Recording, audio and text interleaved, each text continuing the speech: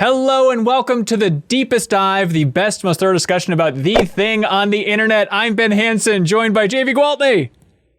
Hi, everyone. Mike Mahardy from Vox Media. Hello. Thanks for having me again. Absolutely. Leo Vader from, MinnMax and his own Patreon there. Hello, Leo. Thank you for being here. I am here. And then, of course, we have, and I say of course because it's a newcomer, you wouldn't expect it, Kate Sanchez from But Why Though? Hello, Kate.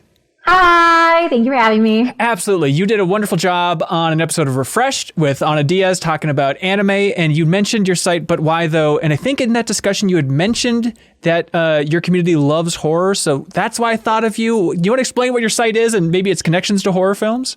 So our site is But Why Though Geek Community. We're an entertainment website that covers everything from video games, movies, TV, film, anime, manga, comic books, books, literally everything. And we do it by focusing on uplifting marginalized voices in the entertainment space.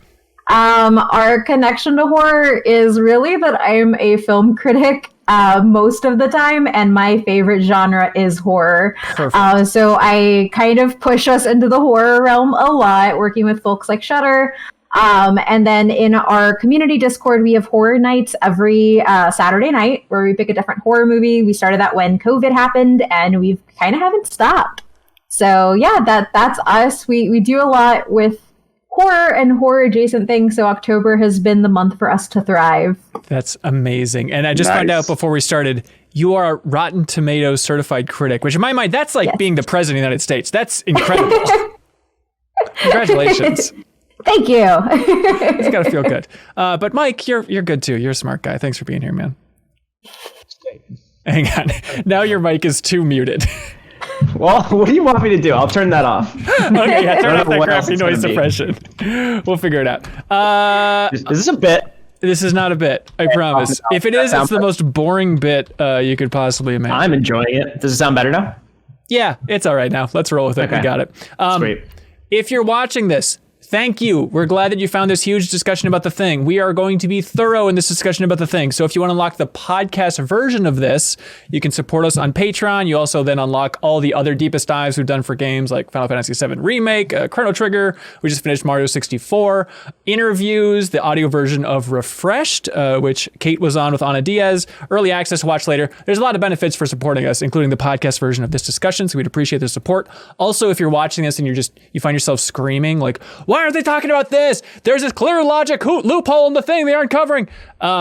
We are reading off a bunch of community comments, but if we miss something, you can catch us next week, because next week we're going to be talking about the 2011 film and the video game, tabletop game, so you can still submit comments about the 1982 one if you'd like, if there's something we missed. So you support us at any tier, you can submit a comment for us to read on next week's discussion. All right.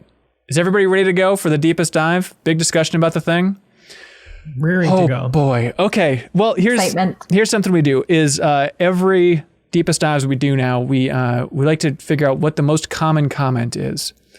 A lot of people are sending in hundreds of comments from the community that we sort through, and there usually is a theme bubbling up. Let's see who to choose. Yes, Leo Vader in the back. Head spider. You think the most common comment is people saying, I love the head spider or I hate the head spider? Right. I think it's divisive, and we're going to get both sides of the aisle there. Leo, it is not head spider. Does anybody else have a guess for most common comment? Gross. Just generally gross? No, that is not the most common comment. Yeah. I'm going to assume something about the dogs. Very, very good guess. That was a close second. Mike, do you have number one? Oh, man. I was actually going to say something about dogs as well. Hold on. I don't. Nothing that comes to mind. This was unexpected. It was far and away the most common comment. People talking about the computer chess scene. People were really into the computer chess. But I guess like with a gaming community, everybody was just laser locked on that weird version of chess that he's playing in the beginning. So, hey, takes all kinds. That was the scene I remembered least in this rewatch. I was like, was this in the movie before? I forget that every time I watch that movie too. And then when it comes on, I'm like, oh yeah, this is in here.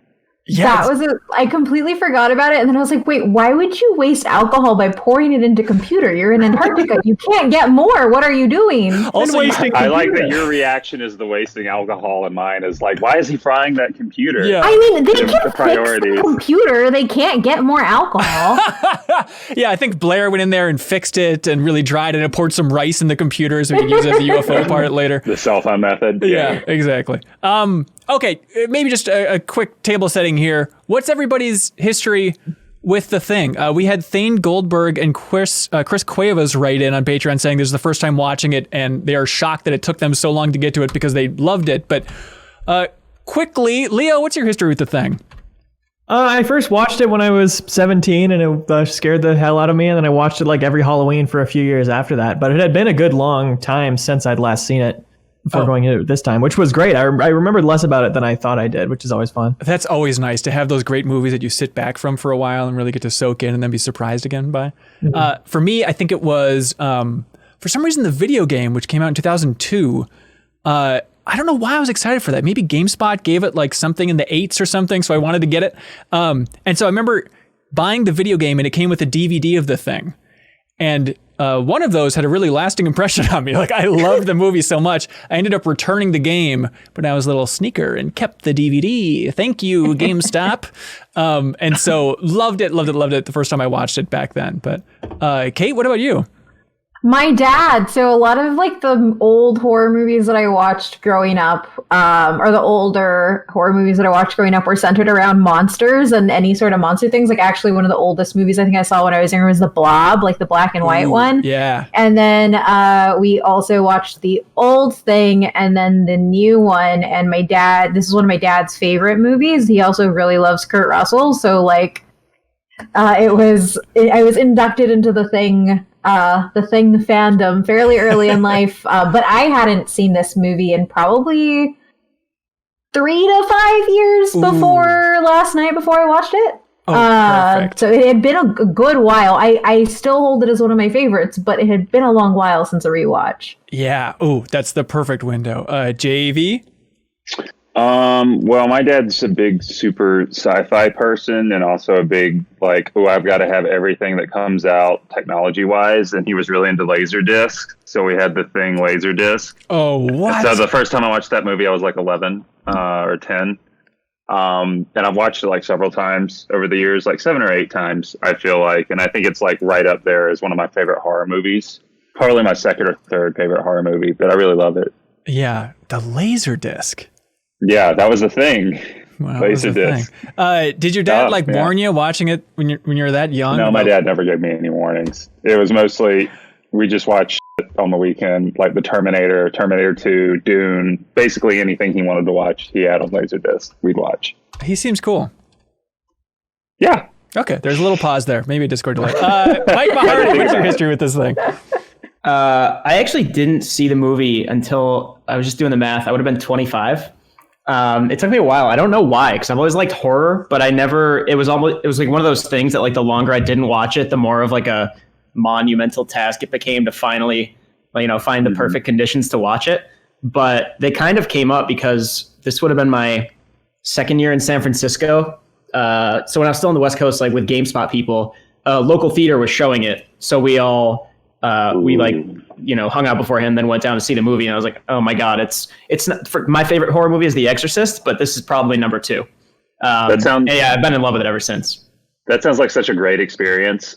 Serial and I got to go see Alien last year in theaters, and that was just like incredible. I can't imagine like what certain scenes in The Thing are like when you're in a theater. Oh my God. Yeah, fun. It was great. Yeah. Cause I've seen the Alien in like a reshowing, and I've seen The Exorcist, and I honestly, despite, loving all those movies, I'd say The Thing was probably my favorite, live viewing. It was down in the Mission in San Francisco, and I absolutely loved it. I went back and I think I bought it immediately. I have it on Blu-ray now, but, that might've been my like digital purchase. I can't remember, but yeah, it took me way too long to see it. And then once I did, I watched it every year now. Yeah. Great. I'm looking forward to you being the real logic maestro here, Mike. Knowing how much you're trying to piece together what was happening and who goes there, like I'm counting on you to make sense of any confusion there might be in this film whatsoever. So that's your role here, man. Behind my camera, yeah, there's like yarn connecting postcards and everything. It's just that It's Always Sunny in Philadelphia, like chalkboard or marker board. I'll bust the cigarettes out soon enough. Perfect. It probably helped to like put the thing in its place for where it is. So 1982, they say that this movie exists because of the success of Alien from JV 1979. Is that right? Yeah. Yes. Okay. Yes. And then Universal was like, hey, what properties do we have? We have The Thing. They tried different writers, different directors, eventually landed on John Carpenter, who's hot off the success of Halloween, obviously. Is everybody a John Carpenter fan? Where's everybody? I am. Okay. I'm a huge John. That's one of the foundations of horror. So Of course, yeah. I like James Baldwin writes in just asking what your top John Carpenter movies are. For him, number 1 is The Thing, number 2 is Big Trouble, number 3 is They Live, then The Fog, which he says is super underrated. I agree there. The Fog is definitely underrated. Man. I think for me, it's The Thing and Escape from New York. I think those are the two. Mine is The Thing and Halloween for my top 2, and then They Live for third. Perfect. Yeah. Oh, They Live. I forgot about he did that one. That one's so good. Yeah. I feel guilty about loving this movie so much. It's my favorite horror movie.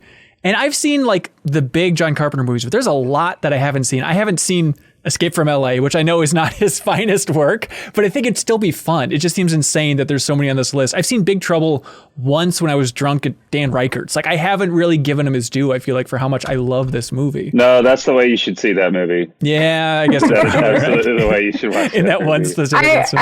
I will say when we look back at like the horror pantheon of directors and writers, I would say John Carpenter has like the most range in what he's done with his filmography. Yeah, I guess I can see that. It's really fun going back and like doing a lot of research on The Thing and finding this old interview from him being on Letterman in 1982. And like, you know, the tone with Letterman in that interview is very much like, oh, this guy's a real creep. Look out, audience. Like, you know, he and you can tell he really enjoys that, enjoys being like the guy that made Halloween. I like blood. Look out for me, without being, you know, he's kind of like modest in his tone about it. It's a fun presentation from him overall. But 1982, when this movie came out, is an insane year for sci-fi. One of the greatest of all time, if not the greatest. 1982 has Tron, E.T., Star Trek II, Wrath of Khan, technically Road Warrior releasing in the States, and Blade Runner, which apparently Blade Runner released the same day as The Thing.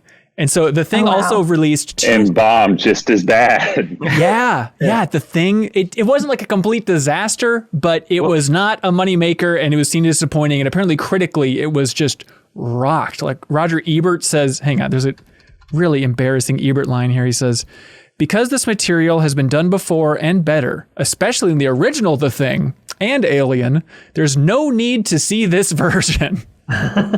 Oh gosh. Rest in hell, Roger Ebert. That's not true. Wow. Harsh but fair. Yeah. 1982 though, it's an insane year. Like I was thinking about other years that can even compete, and like 2009 is the other big sci-fi year that has District 9, Avatar, the first Star Trek reboot, and Moon, which is also good, but I think 1982 has to take it. 1982. Yeah. It's funny that Blade Runner came out the same day, because Kate, when you were saying that, like, I agree, I'd say John Carpenter of the horror directors definitely has the most range. The next that comes to mind is probably Ridley Scott for me. Yep, that's what that went into my head. Like so they both had after. a banner. They had a banner day on, when was that in 1982? Was that fall? I think it was early. I forget. Yeah. Gotcha. I think it was early. Either way, it's June. Good day. Good day looking back, but I guess box office wise. Yeah. But can you imagine? Can you imagine being smart in 1982 and just like seeing those two movies at the theater and just being like, what is wrong with everybody? And just waiting for years and years and years before pop culture catches up with you? Yeah, I mean, I think a lot of that is like the timing of that too, right? Because 1982, like all those movies that you just listed off were like sort of action adventure, almost like E.T. and Tron. You know, they're kind of, they're not super lighthearted fare, but like The Thing and Blade Runner just go so hard in the other direction. Like The Thing is like one of the bleakest things, or one of the bleakest movies I've ever seen.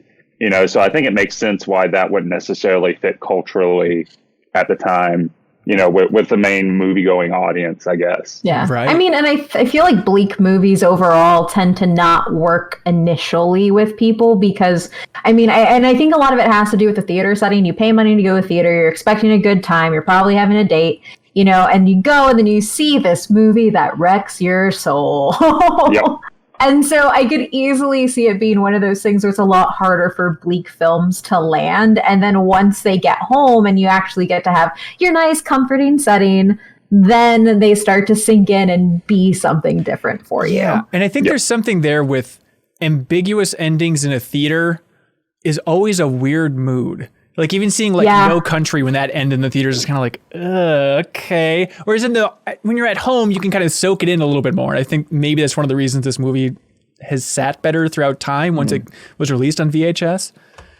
Yeah, it's more impactful when you got like a bag of Cheetos still all over your shirt and you're splayed out on your couch. Yeah. That's not how I watch movies. I also think that there are some films that thrive on a communal experience. And I think whenever you're watching a movie where there is somebody who is possibly an imposter and you're watching it on a couch with all your friends, and then you start to think about, okay, well, which one of my friends would do this? Oh no. And then there's just a certain element of community that goes into watching certain horror films. And it's one of the reasons why I think horror has thrived on VOD.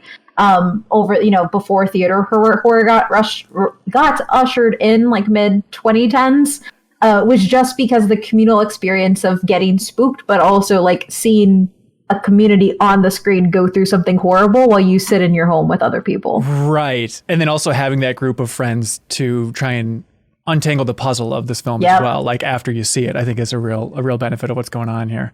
Let's see. Michael Moran writes in and he says, I feel some older horror movies can fall flat because the cinematography and blocking feel a bit outdated and don't ratchet the tension quite like recent hits such as Hereditary, my favorite horror film.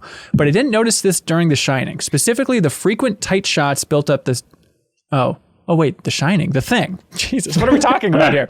Specifically, the frequent tight shots built up the psychological trait as I was desperate for every character to be on screen at once so I could be confident who is human and where the thing might be. Props to cinematographer Dean Cundley, who made incredible storyboards of every single shot in the film that are totally worth Googling. He apparently also convinced John Carpenter to make The Thing take on any form as well. It's a good note. Yeah, I listened to the... commentary track for The Thing, which you can just find on YouTube if you want. But the fun thing with that, I'm sorry, it is Dean Cundey. I was wrong there. The fun thing with that is that so much of the commentary track is Kurt Russell kissing John Carpenter's ass, specifically about the basic idea of how did you have so many shots of us just standing around a table talking and keep it visually interesting?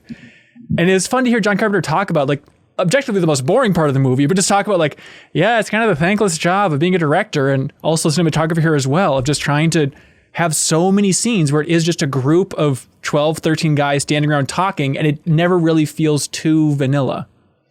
Yeah.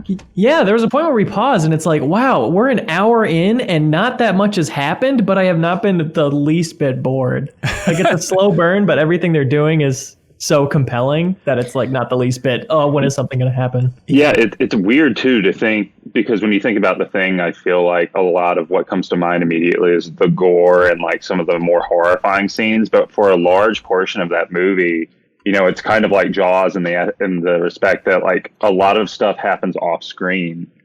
When Fuchs or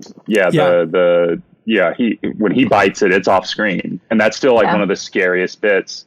And Knowles too, you don't see what happens to him, but that's almost more frightening. But yeah, I think Leo's absolutely right that a lot doesn't technically happen, at least in the first hour. Yeah. It had me thinking about how many movies are remakes, which, I guess it's a loose remake, but still a remake of The Thing from Another World. But how many movies are remakes and the remake is slower than the original film? It's really odd, right? Could we all agree that the 50s one is faster than this? Yeah. Yeah. Yep. They're tossing kerosene an hour, 10 minutes. Yeah.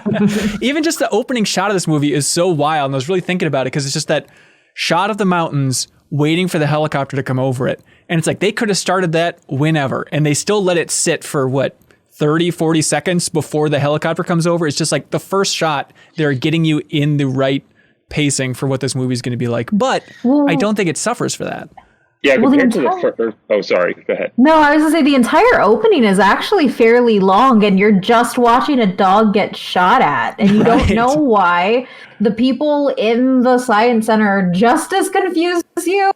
And it just kind of goes until you're like, oh, wait, no, this is actually a problem. This guy is weird. And then I think the fact that it utilizes that language barrier, like there's so much confusion in the opening of this film where like nothing happens because you don't understand what's happening, even when they end up shooting the guy who came in. Like you're just like, okay, this happened. This is weird. Okay, next. Right. Yeah, Joran writes in. He says, I really enjoyed John Carpenter's The Thing. They did a great job of following the plot of the novella while mixing it up enough so there were still surprises. After watching the film, I looked up some information on it, including what the Norwegian guy says at the beginning. It translates to roughly, get the hell away from that thing. That's not a dog. It's some sort of thing. It's imitating a dog. It isn't real. Get away, you idiots. The actor wasn't actually Norwegian, so it was badly accented and the grammar was atrocious, but it was cool that he used the actual language. And then Alan Liebold commented to that comment on Patreon asking, how much would have actually changed if he spoke English? Yeah, I was going to say, I don't think it would have mattered. Like, there's a language barrier, but then there's the secondary layer of it where it's like they have not been through what that Norwegian camp has been through, so they're not going to understand it for a long time. So, yeah, if he was speaking English and just screaming, get away from that dog, it's not really a dog, get away from it, do you think they still would have ended up shooting him? Yeah, I mean, I think they would have still had the whole, they just have cabin fever mindset. Like we can understand, we've been cooped up in this camp for, how many months now? I get it. I do think that the language barrier sets up sort of like the themes and tone for the rest of the movie, though, of like these people trying to understand what's going on around them, but they don't have the knowledge, that they need. They're not equipped with the knowledge to like figure out what's going on and to fight whatever is happening, at least until the very end, maybe. That's kind of the fun of the movie. Yeah. Darkfish Days submits a comment saying, I always thought the line, they're not Swedish, Mac, they're Norwegian, was weirdly specific. Then in preparation for the first episode, I found another Antarctica horror story from 1928 titled In Amundson's Tent.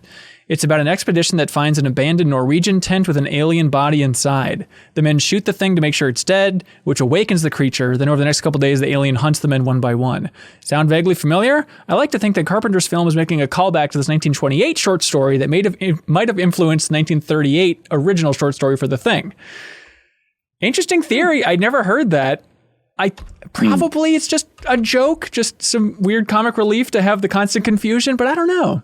I don't think so. I feel like John Carpenter is extremely intentional with a lot that he does in his film. So I don't know if I don't think it would necessarily has to be a callback to that piece, but I feel like it wasn't necessarily for humor. I think it was very much for the purpose of, like what was said earlier, like to just kind of create this distance between knowledge of like something is happening that they do not know and you also do not know. And so now you have to figure it out. Right. Let's see. Mike, without Googling or looking at your screen, close your eyes, Mike. Okay. All right. They're close. List the characters in The Thing. Knowles, Fuchs, okay, Blair. hang on. Hey, let me keep track. Okay. Knowles. Why'd you pick me for this one? I know. I just thought it would be fun to torture you. Okay. Knowles, Fuchs, Blair. Gary. Okay. McCready. Uh-huh. I'm missing a bunch. Who am I missing? Yep. I'm already missing the one from the couch scene who turns. Yep. He's the toughest one to remember, I think. Palmer? Yep, it is Palmer. Way to go. Palmer, it is Palmer. Yeah. Yep. Who else am I missing? I noticed the other scientist, right? Yep. Doctor. I said Blair. He was in the novella. I forgot what is his name. It's not silver or gold. Dr. Copper. Copper. Yeah. All right. Yeah. Dr. Copper. I said Gary. You said Gary. You keep saying Knowles, Gary. Fuchs. I said both of those. Yeah. I think I said all the ones that were from the novella already, if I'm not mistaken. I think this guy was in the novella. Is Clark the dog? There we go. Yeah. Now I'm just like, I think I ran out of like faces now. Okay. To put names to. Let's see. Think about. Wait, JV, what, did I forget like your favorite one? You're freaking out. Who is it? I think you missed the coolest guy. I said McCready, right? Yeah. Well, okay. Second coolest guy. I have no idea. One of the last men standing. If you want to say that. I thought I said Fuchs already. All right, this is Fuchs torture. is- All right, okay. never mind. Never mind, Jamie, go for what is it? What? Who is left? Child. Child. Oh, there Child. we go. Yes. Oh, literally less Goliath. standing. Okay, yeah. And then The Arbiter. yes, and then of course Norris, Bennings, and Windows. Which, by the way, this is why Norris was in the novella as well. Yeah, there we go. But this is the reason why I love the Deepest Dive is people write in with so many great comments that I've never thought about, and I'm kicking myself for never thinking about this. Sean Mills writes in, he says, is it just me or is it weird that this movie has a character named Mac and a character named Windows a decade before personal home computers existed? That's pretty good. Is that insane? Leo, did you think of that? Yeah. It's so crazy. Oh boy. Honora Borealis writes in and says, I was curious why there are 0 female characters in this film. I watched a behind the scenes segment where Carpenter admits that there were women at the South Pole, but that he thought the film would be better without, quote, that element. Just goes to show the lack of nuance the filmmakers had in their approach towards gender and horror at this time. Alien was released just 3 years prior to this and feels more revolutionary in that regard. That's true, Honora. You gotta remember, Jamie Lee Curtis in Halloween was also before this as well. But it is odd. And in the commentary, they talk a little bit about it and just talk about it was a weird vibe. There's no women on the set. Like there was there's a woman that designed the UFO and some of the special effects. But outside of that, they're like, it's just a bunch of guys hanging out. I don't know. It was weird. I noticed that looking at the credits. Just watching the credits scroll by and looking for one girl's I name. feel like a large part of that, it's sort of like the leftover of the Lord of the Flies vibe, that they might be going for there of and I'm not saying I don't think it would be radically different if they had, some women characters there, but it's you just have a bunch of dudes with toxic masculinity getting up all in each other's faces. It's like a distraction to actually working through and solving their problems or trying to. I feel like you sort of intensify that maybe, but it is very weird. And I feel like when we get to the 2011 one, maybe this is something we'll circle back to. Yeah. But it is strange. I think for me, and obviously I'm a woman who loves horror, so the fact that horror is the leading genre for a number of female protagonists with the least amount of directors at the same time who are women is a very big problem in horror. Women don't always get the best treatment. I talk about it a lot. Personally, I like the fact that there aren't women in the thing because there is a difference of dynamics. And you can bring up Ripley, but Ripley's interactions in Alien are very much driven by her gender. The character was casted with no gender in mind, so it was written for men initially. But when you watch that through a lens of actually looking how she interacts, the fact that she's undermined all the time, her interactions with being the last person very much has to do with the final girl trope. There are elements of it where her gender does inform story, and I think that for me, the thing is very much about that more masculine, like it got said, the Lord of the Flies element to it. And I think that dynamic, if you're doing it that doesn't go gender blind, you're dealing with a different type of dynamic than if there was one woman or multiple women in that situation, because there are ways that we act in the world that are just coded by our identities, whether or not we think we're acting on them. And a smart director takes that into consideration, and it impacts the story. That's my take, at least. No, I think that's really smart. Do you think, we all respect John Carpenter. Do you think that was intentional on his part? Or do you think it was as simple as, look at the original book, there's no women in the book, I want to be faithful to the original book with this film, and nobody at the studio is saying, put a woman in this film, so naturally it's just going to gravitate this way?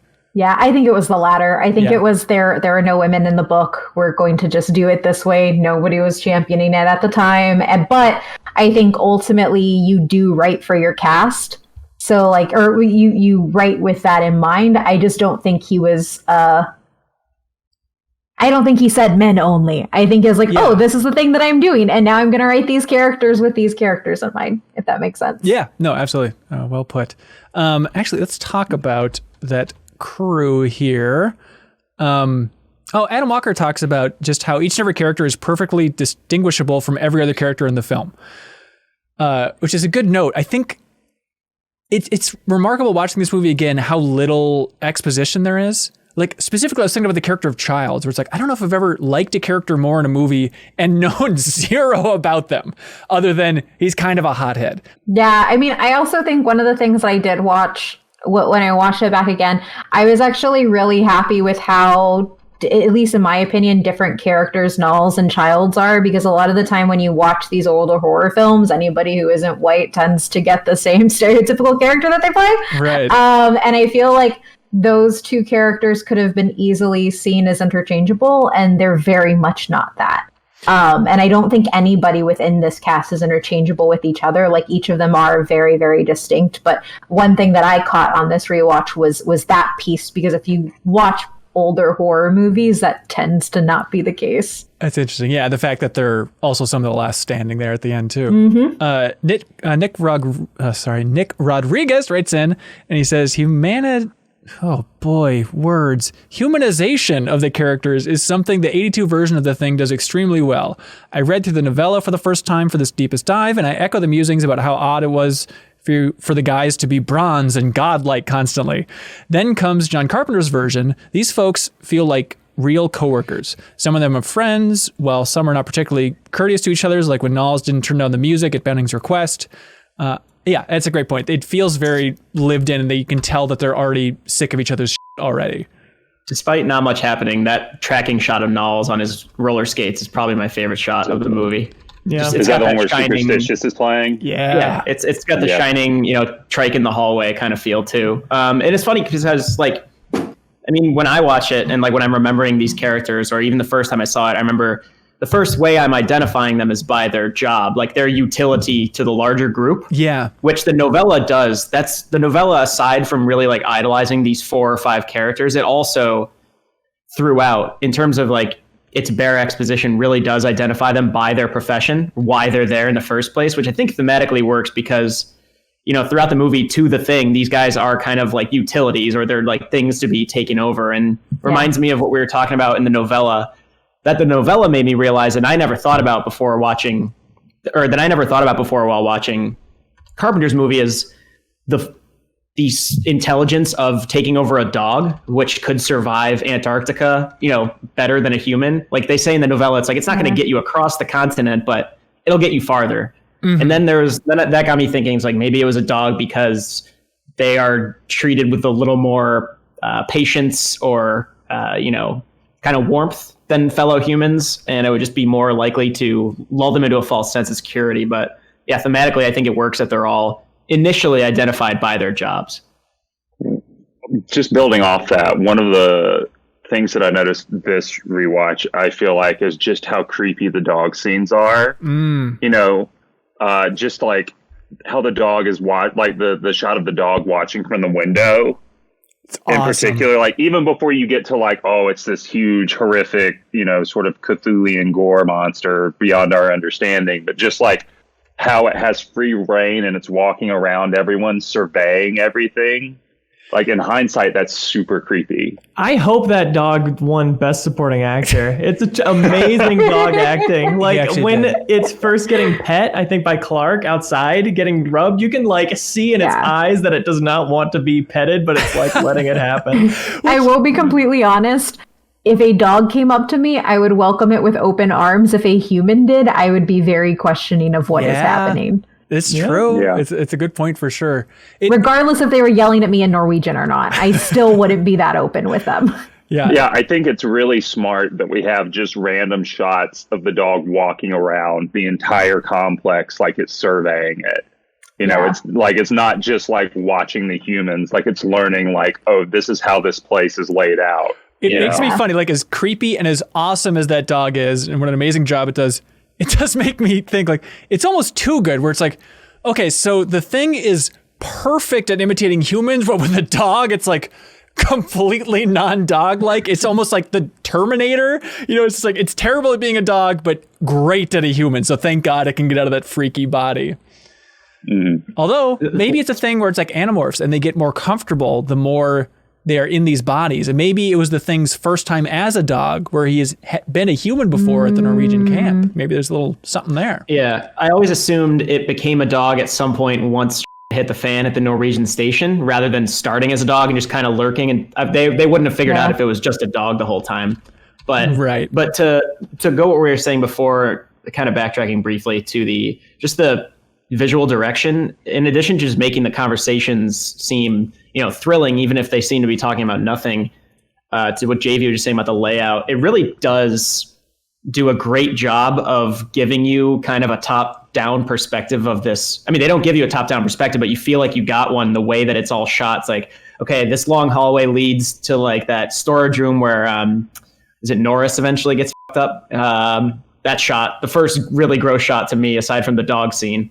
Like you start to get a layout of it, which I actually think Thing from Another World did it well too, but that's something I didn't get from the book. It was all in my imagination in the book, which is kind of what you have to do when you're reading those kind of things. But I really did get a very good layout and sense of place here that even like the Nostromo didn't give me. Yeah, like that. I was just about to say, I think one of the things that the Thing does better than Alien, which is my favorite movie of all time, I want to put that out there real quick, is that the Nostromo is whatever Alien, like the movie, needs it to be. Like it's a labyrinth of like, oh, okay, we're in a weird sort of cargo bay with like chains and rain, sort of thing going on. Whereas like the base is just so intimate and familiar. Like you're just there, like it's so small that you really get sort of the layout of the place in your brain, and you really get into the space of these people, like knowing like, oh, this is the doctor's room. Oh, this is the kitchen, so on and so forth.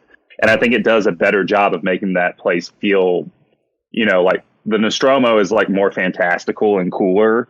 But like this place feels like a realistic place, like a very, like there's something strange invading this place that I am familiar with, Yeah. And like overall, one of the most amazing things this movie does is like, it's funny because like getting ready to watch it every year, I'm just like, I'm excited for like the horror and the excitement, but like, and I know this is kind of a horror trope to set everything up in a warm kind of setting at first before everything just kind of gets messed up. But like this movie is a very warm movie to me, despite the terrible things happening. Like I have a comfort when I'm watching it, like throughout the whole thing, not just even like the last scene is kind of bathed in this nice light. It's a very, I mean, you said it, JB, it's like a very intimate movie for me, despite being like a grotesque in certain scenes. And I think there's like the element for me that gets me about the Thing is at the start, I feel like everything is more closed in. Like I don't want to say claustrophobic, but like there's like a more homely quality to it. Like all the shots are like closer in on people. All the shots are focused on them. And then as you move through the film, especially in the final act, you get shots that are panned out farther where you see everything, you see what's happening in the background, and you see what's happening in the foreground, and you start to get this sense that like the people are becoming smaller in this space because they've kind of like lost their sense of belonging in that space. And that was something I hadn't noticed before, but I've kind of been on a kick of watching like settings since I saw The Invisible Man, which also does a very good job of like making scenes feel bigger than what they are, and making people look small. And there's this sense of powerlessness that happens in the third act of the Thing, where it's more so you see more of the settings and smaller elements of the people that I really like. Yeah, it's like this. The scene that sticks out to me is when Blair is just destroying the radio room or like all the monitors while, Windows in the back just cowering. Like the amount that they do with just that small room with all these guys like camped out in the hallway, like avoiding the bullets, and then of course like go I think he gets a table right from the kitchen to like the economy they get out of that one small room, which when you really look at it, it's not a big set at that point. It's just amazing how like much they can use this small space. Reminds me of why I love like Resident Evil 1 or something like of that caliber that's just very confined. It's almost like there's like a theater aspect to it. It's like a stage that just kind of like rotates a few sets in and out, and you get really familiar with all of them. Yeah, I do like that scene too, where Child's like, "Come on, you don't want to hurt anybody." And he goes, "I'll kill you." It's like the weirdest Wilford Brimley delivery. I don't know what you're talking about. It's firing a gun in your direction. Bob Buell has a note that's similar here, saying there's obviously a lot of great stuff in this movie, but the scene lighting in this movie truly blew me away. The deep purples and magentas every time the flares go off, the drab beige of the inside of the base, the deep blue beacons that light up the cold snowfields. It just looks awesome. Yeah, absolutely. And Cree McGee writes in, oh boy, this is opening a can of worms. Talking about Dean Cundy, saying the Thing cinematographer intentionally put lights in the eyes of the characters who are still human. Did any of you know about this? And if so, did it change the viewing experience for you upon rewatching the movie? So this I noticed McCready had gorgeous eyes, but I didn't know anybody else had the lights in his eyes. Yeah. By the way, dude, I forgot how many shots in the beginning of this movie are just like setting up Kurt Russell to be the coolest person you've ever seen in your life. It's the hair, really. It's pretty frustrating, like story-wise. Later, we can talk about it later on why that is. But yes, he looks so cool in every scene. Like even at the scene with the computer when he's like laid back looking at it and sipping from the whiskey, like the lighting of the green light, the green and red lighting makes him look so cool. Yeah. Even when he's like unhinged, holding the flare to the dynamite, it's like, yeah, get him, McCready. Blow everybody up. Now I'm going to show you what I already know, and then just like stare at them while he dips the needle in. Oh, he's awesome. Josh bronze god of a man. Absolutely, no doubt he's got the bronze. Josh Carmel writes in and says, "Holy cats, what a movie! Kurt Russell's hair is unreal in this film. It looks consistently so good that at times I was legitimately thinking he had prosthetics that he would deform." It's confusing. Daniel White notes as well that the real star of this movie was McCready's hat. That giant square leather cap entranced me every time it was on the scene. Yes. Pretty good. It's Does fantastic. it keep you warm at all? No, it's just because it's cool. You like put it on to go outside. It's like, who are you fooling? Oh no, that dude's totally more like attitude than actual character. Yeah, and I guess that's something that John Carpenter really wanted in the commentary. And Kurt Russell's like, well, I got it on set. And you said, wear this hat, so I had to do it. All right. But again, it's Kurt Russell. He can make anything look good and cool. It's like, you know what? I want a giant sombrero in the snow. That's a cool way to go. Not to get off track, but it's wild how good Kurt Russell still looks. Yeah. Like I went and saw Once Upon a Time in Hollywood. That dude looks hella fit in that movie. And he's however old. Kurt Russell is a certified daddy no matter what age he is. Even with that hat on. Absolutely. Yes, even with that hat on. So yeah. Gabriel Loke writes in and says, how much do you think the chess computer that McCready destroyed was worth? This was the early 80s, so it must not have been cheap. Yeah, that's true. I looked it up. So a Commodore with the adjusted price was around $1,500 back then, but that was like much more advanced than a Commodore back then. So this is thousands that he's destroying because he's frustrated at the sexy chess voice lady, which is a weird note. It's like the sexiest Siri option. There is a woman in that film. It's just the computer. And she dies immediately. Yeah. She's the same one later then maybe that's like dooming them all to hell with like, if the thing reaches the mainland, you are all screwed. She remembers. Tim Conlon writes in that McCready would be the friend that throws your controller when he loses in a game. That's true. Cosby says, I can't believe the scene of McCready pouring his drink into the computer hasn't been memed to death. Just think of like the From Software games alone and all the GIFs you could make with that meme. But that is true. I'm sure someone's made it. That's really true. Watching Minecraft why not us? enter. Nick, I feel like it gets slept on just because of how grotesque and well done all the other things are, because like you start the movie, oh, this is a really funny moment, I'll make something with this, and then you see a head walking with spider legs. You're like, oh god, what happened before the head walking with spider legs? Right? Who cares about a computer now? What? Nick I will say that the movie is really good. Like another thing that struck me that didn't necessarily strike me in earlier watches is just how funny it is. Like even when it's super dark. Yeah. Like one of the funniest bits in the whole movie is like when the spider head's walking out and Palmer thing turns and is like, you got to be fucking kidding me. Yeah. Because at that point Palmer's turn too, right? So it seems like he's more annoyed at the obvious attempt to escape than actually Oh, like. that's interesting. I'd never thought of it that way. Is that how everybody read it? That he's like annoyed that his friend is blowing it? Yeah, it's the guy on your team. It's the person on your team at Avalon who's just clearly the assassin. You're like, dude, are you serious? Like okay, let's just go to the next round. I was thinking more about somebody who self-reports the body in Among Us when you're also the imposter. Yeah. That's perfect. I didn't think about it that way too, but that makes it like 30 times funnier as opposed to just being like, Just his delivery is so good. It is so good. And like, I think he might be the weakest actor in the rest of the movie, but that delivery is so good that he just nails it. But in the commentary, they talked about how this movie was relatively joke free. Like, it is true. It's not the jokiest film. You compare it to, Big Trouble, something like that. They talked about how strange it was that everything was so straight laced and there were no like winky nods to the camera at any moment. And it's just those few funny moments really pop because of that, I think. Yeah, I found myself laughing a lot more this viewing than before. It's just like a fun movie to watch. And the extreme stuff that happens is like it's the multiple viewings, but like now I'm so looking forward to it and it's like, hell yeah. That may or may not be me. That may or may not be me with the stomach opening up scene. Yeah. Because it's just like straight in, nubs are out. Like, I don't know what, like that terrified me as a child. And now I'm just like, it ate him. Exactly. It's a great gag. Yeah, there's something funny about, well, here, Philly Yeet Steak writes in on Patreon and says, I had my fiance watch this for the first time last year and she was incredibly on edge until the creature was really mutating on screen. The practical effects looked ridiculous to her and she burst out laughing and it totally killed the suspense for her. I was surprised as I thought the effects were one of like the strengths of the movie. You think the movie looks silly now? There is something to that where I was watching with my girlfriend too and she hates horror movies, but like any transformation scene, it was just laughter. But there is something inherently funny with the thing because it's so chaotic and it's like a little bit of everything. So every time you see it, it's just like jumping to the ceiling, biting a head, flailing around. It's just like a slapstick alien that looks like everything at once. Like it's inherently funny.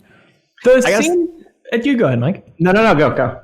The scene that stuck with me the most over the years of just like the image is burned into my mind is when Childs and the other guy are on the bench with the guy who's exposed to the thing and just transforming with Palmer. And they're just like leaning away from him, but they're tied up and they can't get away. Yes. And that is something that I like makes me laugh, but because it's such a like horrifying idea. Yeah, they might as well be stuck in a car with like a stranger turning into like they're stuck. Yeah, it's equally terrifying and funny for sure. Luke Larson. I really like that guy's sort of rejoinder later too when he's like talking about he doesn't want to spend all winter on the couch. Yes. Yeah. Like just that outburst. It's so good. It is. Gary I crack up at Gary all the time. I've talked about him way too much already, but it's the first time I ever saw that actor, and I forget his name. He was the president in Clear and Present Danger, and I can't stop. And he was just this really inept president that was like being manipulated by the CIA and everybody. But in the first scene when it's mutating in the dog cages, if you watch, he's running down because of course he's got that like 6-shooter revolver that he kills the Norwegian with. Yeah. But if you watch the scene where like McCready and Childs are both like already torching the dog cage, etc., or the thing in the dog cage. Yeah. Gary runs down the hall and doesn't stop to look at what is going on in the cage. He just sees him shooting and just like puts his gun in the hole of the fence and starts firing without knowing what's happening. He didn't assess the situation. He just trusted that he should be shooting in that direction. I feel like every member of these is the member of a raiding party in any given MMO. And that's just your DPS who maybe wasn't paying attention and then all of a sudden starts paying attention. Yeah. Just firing off rounds. Yeah. But I do think on the actual like special effects for it, I think the thing is probably one of the strongest in stills. So I think if you take a still of the thing, of the spider head, of like any different piece of it, I feel like it has impact when you show people because they're grossed out and like, oh wow, and you can see like how good it is. But because we've kind of advanced when it comes to like movement mechanics, I think a lot of the movements is what makes people kind of laugh. I laugh at the hand thing just because it's a funny idea so of like hands going in and not coming out. But I think like overall, like the special effects hold up really well for me. But I also have a super soft spot for practical effects, especially in horror, because we've kind of gotten away from that. So I think like I would like to see somebody who maybe doesn't like horror. I would like to see their reactions to this like screenshots of the special effects and then have them watch the movie and see if they still laugh or like kind of what that is. Yeah, apparently they had, as they call it, the Blair thing in the final sequence. They actually had like a full body stop motion sequence with that thing, but then they got rid of it because it looked too fake or whatever, which is understandable. But I'm with you that like seeing that motion is really where it throws you off. Whereas like I think the spider head is awesome. There's other effects there we can talk about that I think look awesome. But then when it's just like, here's a big awesome sculpture and it's just kind of like moving a little bit, even like the thing in the dog cage that has like the, the eye on its weird shoulder and all that stuff. Like it just looks like it should be moving a little bit more than it is. And I think that makes it fun. I think there's something to that for sure, because the dissections looked great. Yeah. Like, when it was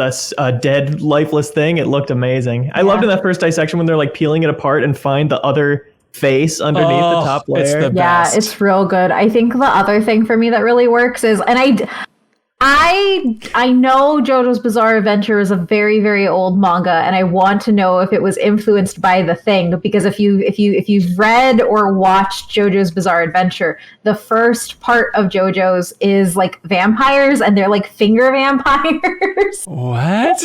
And so the scene of The Thing where like he's like putting his hands in. Oh my God, like, I hate it. That is so well done. Yes. And it's very terrifying, but I immediately was like, oh, was the mangaka of JoJo's Bizarre Adventure influenced by The Thing at all? Because I had forgotten about that, and I can't believe I forgot about it, but I think it was so unsettling I blocked it from my brain, because I think that's the most creeped out I am every time I watch it. Yeah.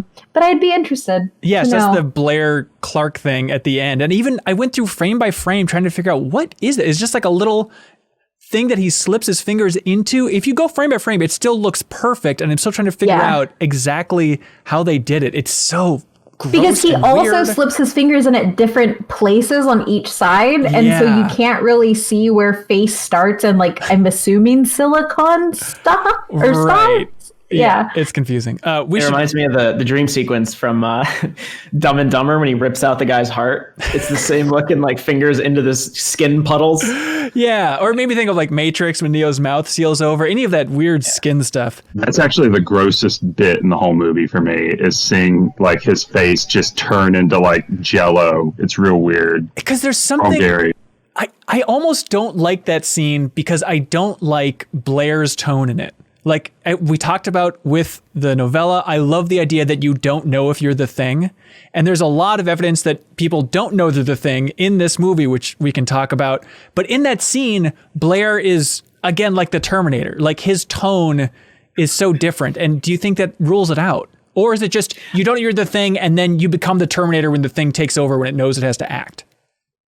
In terms of like the logic of how the thing works, I agree. It definitely feels a bit off. However, the fact that this guy was just frantically building a UFO in this tunnel he dug, and then like I think he knows there's only a few people left, and he's got is it Childs? And no, Childs is gone at this point. They're suspicious. They don't know where he is. It's McCready and who's the last? Nulls. Whenever they're setting Nulls, yeah, they're setting the TNT. I think like the Thing knows it's just like got to take out these last few, and it's also running out of people to assimilate so it can escape. I kind of like the desperation and just like grabbing his face as opposed to being a little more clever about it. I don't understand. I've seen this movie a lot. I love this movie so much, but I really had a moment watching where it's like, you know what? I don't think I understand what the Thing does, how it works, what is happening here. And even just like in the first scene in the kennel, it's like, this is this advanced creature that can assimilate, and to do it, it just is the loudest thing known to man. It's just like this shrieking sound as it's throwing blood and guts and green goop everywhere. Like, surely there's a more efficient way to do this. But then I still don't understand. Even the scene with like Oh my gosh, help me out. Mike, run down the cast again. Bennings. With Bennings that you mentioned earlier, Mike, where it's like in the storage room and he's like, you see his clothes there all bloody, but then he's off getting wrapped around with tentacles underneath the tarp. I don't understand what's happening physically anytime the thing takes something over. Can anybody help me? No, because like the clothes thing that's how they find, like that's the first clue that they really latch onto. I think they're like, oh, like it doesn't take the clothes. I always assume Benning found a coat in the storeroom. Like the coat looked oversized when he's doubled over, and then when he looks up at McCready with the claws, he kind of looks like he's wearing clothes that are too big. Yeah, because that's the first clue they latch onto. They're like, but then like the thing that throws you off is when you see McCready's tattered like name tag jacket thing in the snow. But assuming that was a consistent thing. I just assumed he had like thrown clothes on in the haste to get out of there. I think you're right, but then wouldn't you just have to figure out who has changed clothes to figure out who's the thing, and then that's the end of it? Like, hey. I guess if it had more time, because what's his name stumbled in on it happening, right? Palmer? Yeah. I assume it's just like with the dogs. I assume the dogs thing was kind of just like went south immediately. Like I don't know that it expected to get thrown into a cage with like 6 other animals with like a bit heightened senses. Yeah, hence, like, that's always how I read it. Yeah, that's always how I read it. Like, oh well, these things are happening already. Got to take out all the other dogs because they recognize me as not a dog. That's an interesting read, and that's what I thought at first. And then I went back to it, and I don't think the dogs really react in a big way until it starts doing that shaking, and then I think they react. But I think I could be wrong on that one, but I don't know if the dogs are fully in on it, or if they realize what's happening early on. Oh, I agree with Ben, actually. I think that it's just doing what it does, and it's trying to take over more, like, dogs. Like just trying to get to beef up its numbers. But it doesn't take over one and all the other dogs will just let it happen, It's kind of gotta take them all on at once. So that's it in its like super flail mode of like, I gotta get all of them right now. And to do that, it hoses them down with the goo and that stuff. There's the part of it like tries to get through the roof when they're shooting at it, when they're torching it. It's like, yeah. Yep. It's hilarious. And I love too, like when it has the eyeball thing, and then like the weird flower pod opens it has like dog's teeth apparently inside, so they modeled it on. But I wonder if like that kind of floral pattern was a nod to the 1951 film with the vegetable monster. You guys talking about the grossest part being the skin. I totally get that. For me, the grossest part is when the dog's face opens and its jaw is like spit out. Oh, like so to be fair, just, like, falls out of its I love dogs, and therefore I turn away every time that happens because I cannot handle it. And I'm just like, no, I'm not gonna watch this puppy do this. Not now. It is a sad scene. I feel like I also just understand that I would be taken over by that dog, and it's fine. I would welcome it. It's okay. I do love. Make me think. I love when they, not love, but I think it's a really interesting scene when they shoot the dog and Clark is just like, no, like Clark just can't handle that. Clark is quietly the MVP of this film. Just the most loving person at this base. He tries to take one for the team with the scalpel and going after McCready, who was the most logical guess at that point. Like he was doing everything right. He was just weird and sulky and kind of talked like Eeyore, It's his only problem. Clark is wholesome and he needs a hug. Yeah. Yes. He spends most of his time around dogs. I think he's just like a misanthrope who wants to just, take care of the sled dogs, and that's about it. Yeah. I like that they have that line carrying over from the novella as well, though, where Clark is just like, why are you looking at me like that? Like in the novella where he's like, your eyes, you're all crazy with your eyes. It's nice that they carried through that a little bit there. Let's see. JT says, I love the scene in the dog kennel. The fear and stress of the dogs really hits home to the viewer. And when the dog tries to chew its way out just to get away from the thing, it's truly terrifying. Yeah. Oh, that is rough. I hate I don't like that. Yeah. Yeah. How do you think that one hurts? Right? Yeah. Yep. How do you get a dog to do that? Their jaws are pretty strong. Make the fence out of peanut butter. Spray paint it. Maybe. Dan, Willie is also in love with the first dog there, who apparently the dog's name is Jed, and he's half wolf. And they talked about it in the commentary and stuff, and talked about how amazing this dog was, because specifically the part that blew John Carpenter's mind is like, okay, you have a bunch of people on set, And this dog would be completely focused, would not bark, make any sound. But the part that freaked John Carpenter out is they'd have like a dolly in front and be moving a camera in front of this dog, and the dog would not track the camera at all. It'd be like locked on, would not look at anybody on the set. It would just look where it was supposed to look. And so everyone was kind of unnerved by how good this dog was. So they thought it was the thing. Yep, that's right. Yeah. They were all convinced. They took an axe to it later, which was really unfortunate. They talked about it in the commentary. Let's see. On a lighter note, I wanted to get to this one. Nick Rodriguez asks, does anyone else think, sorry, again, this came up a lot. Does anyone else think the first scene of MacReady is strangely out of character for him pouring the booze into that computer? For most of the film, he's calm and collected. He's like the logical one, right?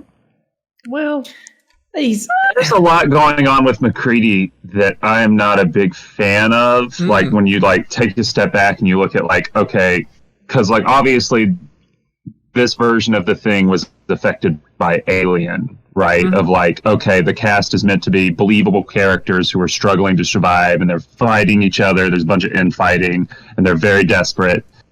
And one of the big things that I like about it is that for the majority of this movie, there is no hero.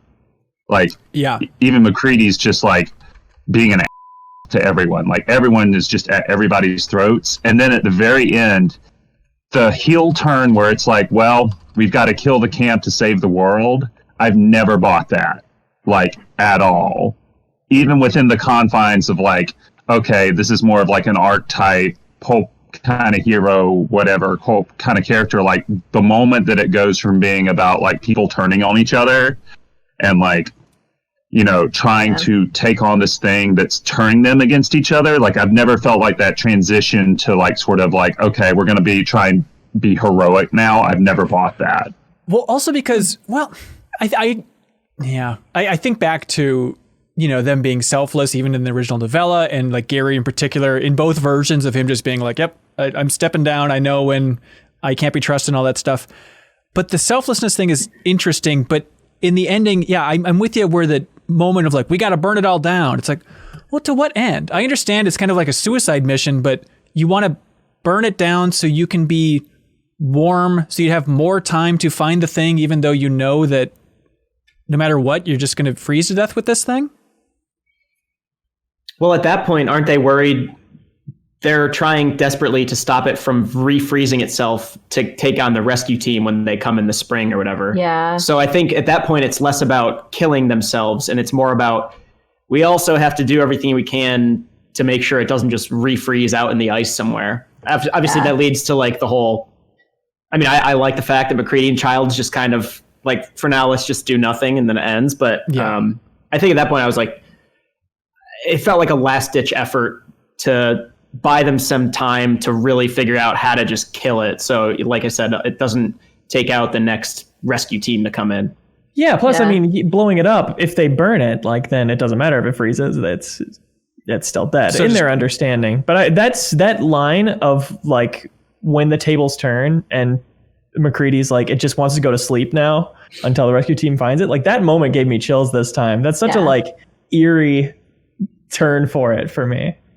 Yeah. Because it really puts into perspective how dangerous this thing is almost. Like even when it's on its back foot, it still has this like really solid plan. Like it's plan. It has a 401k. I mean, it's the same as like, you know, the Predator with the nuke. Right? I will say that I do like the ending a lot. Like it's just that one moment I've never really bought. I hear you. On the computer chess thing and, you know, how it's uncharacteristic, which is what Nick wrote in about. Sean Mills has an interesting note saying, I think that computer chess scene is actually foreshadowing for the end of the movie. At the end, MacReady is forced into a no-win situation against the thing, but instead of surrendering, he opts to blow everything up. Oh yeah, it's thematically, it's a great overture. Yeah. I've never thought about that. That is a really good point. Wow. Really the first like 20 minutes of this movie, I would say, is like flawless in terms of how it sets it. Again, it's like like overture or like a amuse bouche if you're like eating food or something. All right, like cool it, brain. Yeah, sorry. But no, I actually didn't. I always saw MacReady as kind of this control freak. He's super cool, but like the reason he is able to like, he doesn't really earn everybody's loyalty. He does it through kind of brute force a lot. Like Gary didn't have a choice. He was definitely more he was definitely more sacrificial in the novella about it. Like you mentioned, Ben, it was like, okay, I know I'm not fit to lead. MacReady, you're second in command. But MacReady he always tries to give it to Norris, and Norris is like, not me, buddy. Oh, right. But MacReady, I never saw him as cool. Like, he's definitely cool in a panicky situation, but in terms of like managing people, I never took him to be that great. He's usually doing it through like logic rather than actual leadership. So like I like the opening a lot. I'm like, maybe again, like you got to keep in mind, he's been playing against that thing for how many months now? And that's his only form of entertainment, which I guess, why would you destroy your only form of entertainment? But still, I don't know. I like that. I like that whole opening. Just like, I thought it was fantastic. Yeah. And in the commentary, they talk about the backstory of MacReady and John Carpenter and, Russell talking about like, oh, he was clearly a helicopter pilot in Vietnam, came back, had a rough go of, mingling back in with society, became an alcoholic, went down to Antarctica. And they pointed out a good note too of just the fact that you go to Antarctica to get away, but that wasn't enough for MacReady. The fact that he has to have a shack further away from everybody else, it's just like a further sign of him just not being able to handle people well, which you can see by the time. Whiskey by himself too. Yeah, exactly.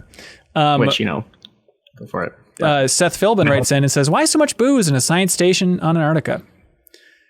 I think it's common. Yeah. So I will also say, my husband is a trained botanist. He has a master's degree in biology. I've been around a lot of scientists and they drink a lot. So just from anecdotal evidence, scientists like to get hammered. I did also ask my friend. I mean, I just assumed that like, there are a lot of people here. There's nothing else to do. Of course, they're going to have tons and tons and tons of booze. Yeah. And I asked my friend who worked in Antarctica for years and years. And she said, there's a lot of drinking. She's like, it used to be a lot of drinking. And now there's still a lot of drinking. Apparently that's a big thing. JV, we don't have to get too personal or anything, but being a sober guy, do those scenes rub you or treat you in a different way now that you're watching it in a different light, maybe? No. Okay. Got to be honest. No, it didn't stir anything or anything like that. Just because I don't ever really feel like one way or another about drinking in media, unless it's something like Max Payne 3 or something where it's like, we're actually going to like dive into this. But I don't really feel like they made addiction or being a drunk. Like obviously like MacReady's got some issues with drinking, but it's never like a thing beyond like establishing a character, right? So I didn't really feel like a way about it. Gotcha. So, speaking of being a former Vietnam pilot, did they not ever mention that expressly in the movie? I don't think so. I don't think so. No, I don't That's think the first time I'm hearing about it. Same. Oh, that's super interesting. The first time I saw it, I just took that at face value that was interesting. I knew that when the movie came out, and like I have I don't know, there's a long line of military in my family, several Vietnam vets, and like to me the thing was very much about like I know there were like there was conjecture that like the thing from another world was about the fear of communism and like distrusting your neighbors. To me, I always thought the thing, or at least on first viewing, I was like, that just felt like they're fighting this thing that they don't even understand. They don't know why they're doing it. Just like they were thrust into it. It just always felt like critique of Vietnam, just in like on one level at least. This amorphous thing that you can't win. Yeah. I mean, I definitely feel like this movie is a product of the time, and probably like when we were talking about earlier about why all those other sci-fi movies did well, like this is a product of the Cold War, right? Or at least like the late phase of the Cold War. No one trusts anybody. Everyone's fighting everyone. Also, I mean, there's like it feels like Tinker Tailor Soldier Spy a lot of the time more than Alien to me, honestly, in terms of like, there's someone among us, or like we can't trust like. Gary has this one line about, Bennings was my best friend for like 10 years, just really honing in on that sort of thing. And the crazy thing too, which I don't think I really thought about before, but in the commentary track, John Carpenter talks about when they were preparing this movie is when they first started seeing articles popping up about this mysterious new virus called AIDS. Or maybe it was, before it was called AIDS, which is a read of this film that's like, not that this was, the overall metaphor they're going for, but if you read this from the perspective of the AIDS epidemic. I think it's a really interesting take on this movie from 1982, the idea of, okay, there's this thing spreading. We don't know what's causing it. We don't know who to trust around us. It's a big group of guys. Some of them can kill you. You don't know who it's going to be. I think it's a wild way to read this film. It reminds me of the Edgar Allan Poe story, right? What is it? The Mask of the Red Death or something, where you have all those aristocrats partying while the plague is tearing through the country. Yeah. You know, like it's interesting to think about the thing through the lens of like the AIDS crisis. Yeah.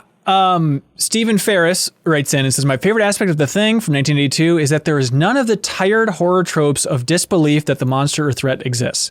It is a perfect beat to have every single character see the dog thing in full crazy mode, which lets every character not have any conflict that the thing exists at all, or that it's dangerous, and it just turns into, how do we kill this? This is then expanded on when Benning's thing. I think this is a thing when people are talking about the thing of just putting that hyphen and calling it like Blair thing, Benning's thing. Anyways, so this is then expanded on when Benning's thing is half transformed and runs out into the snow again, where again, every character sees it and knows that the thing can turn into people, establishing that it could be anyone, also reinforces that they really need to kill this thing. Yeah.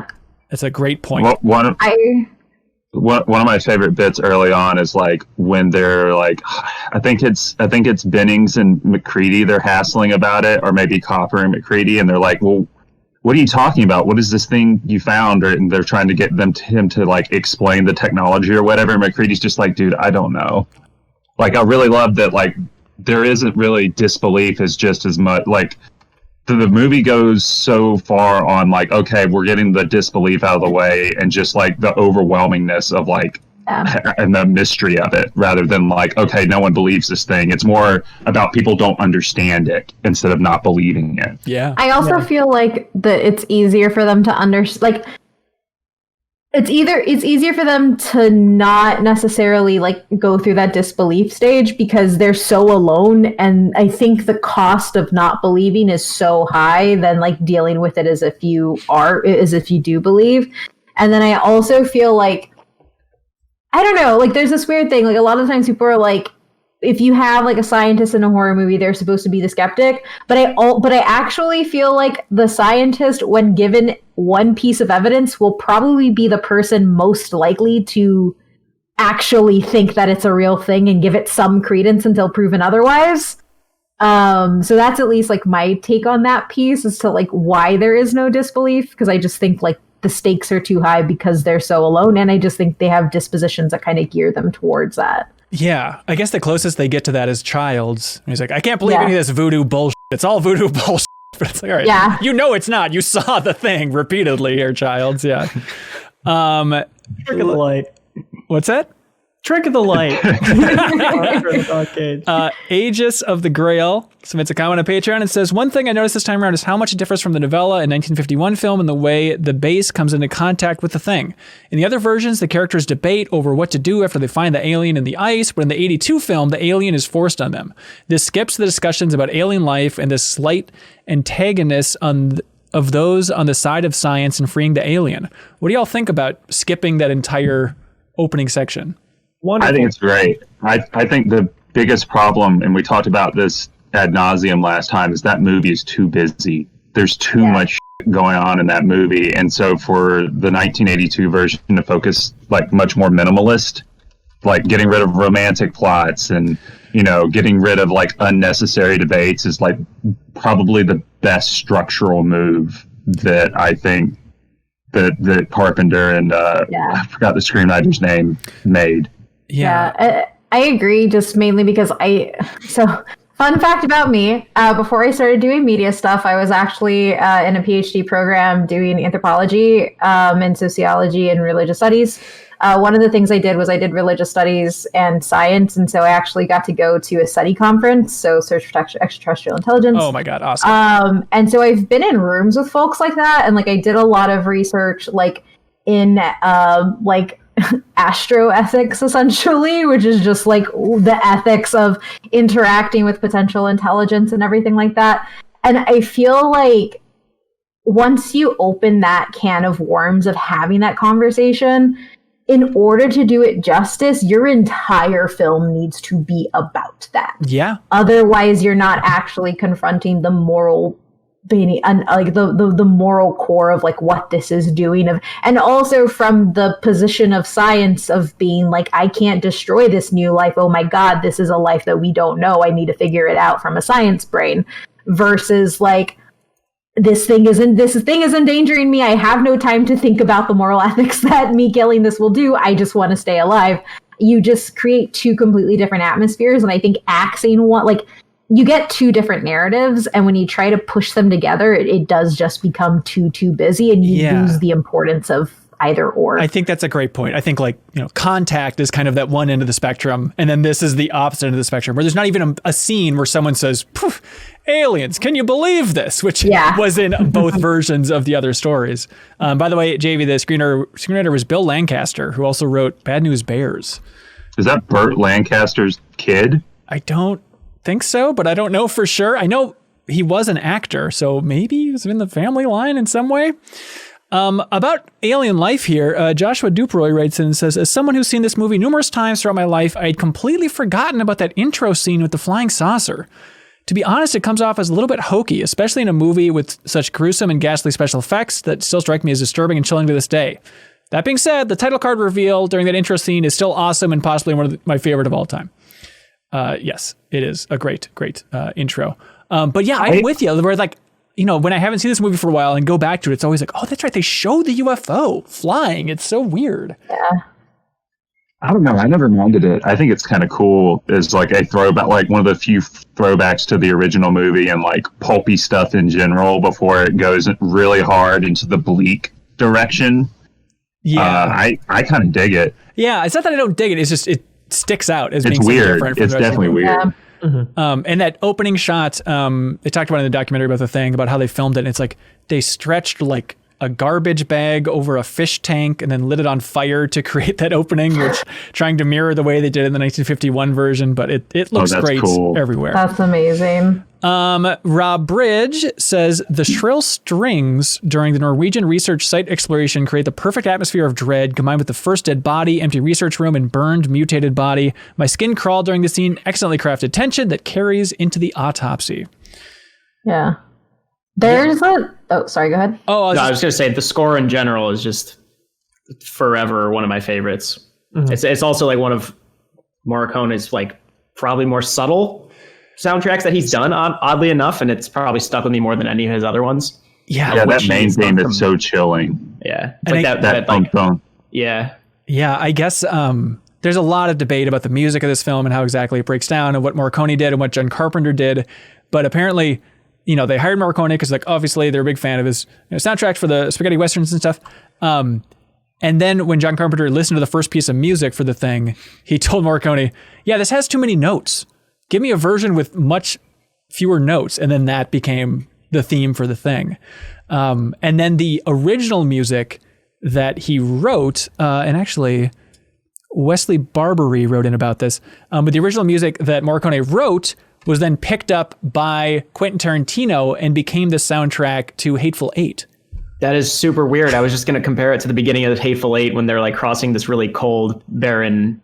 Oh man, that's weird. Yeah, because I guess he wrote all this music they didn't use. Telling Morricone, who did the score for like The Good, Bad, and the Ugly and Once Upon a Time in the West, just like, make this better. You can do better. Right. Make this not suck. Yeah. And so John Carpenter apparently did like some of the background during some scenes where they just needed like a little bit of sound. But it was interesting during the commentary how many times Carpenter was like, oh, this music from Morricone is so good. So there's more of it than I thought, because you can listen to it and be like, oh, it's all synth. It must have just been Carpenter and they just had Morricone's name on it. But not quite the case, apparently. The Norwegian base.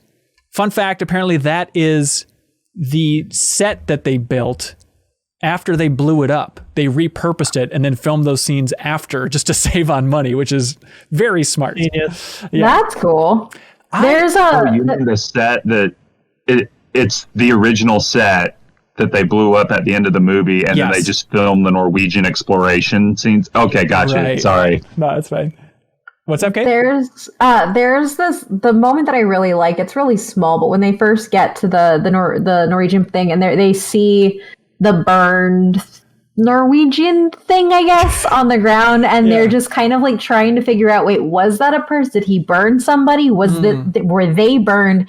Did he burn himself? And there's just like this really small back and forth that I think is really strong to kind of highlighting the confusion of everything that's going on.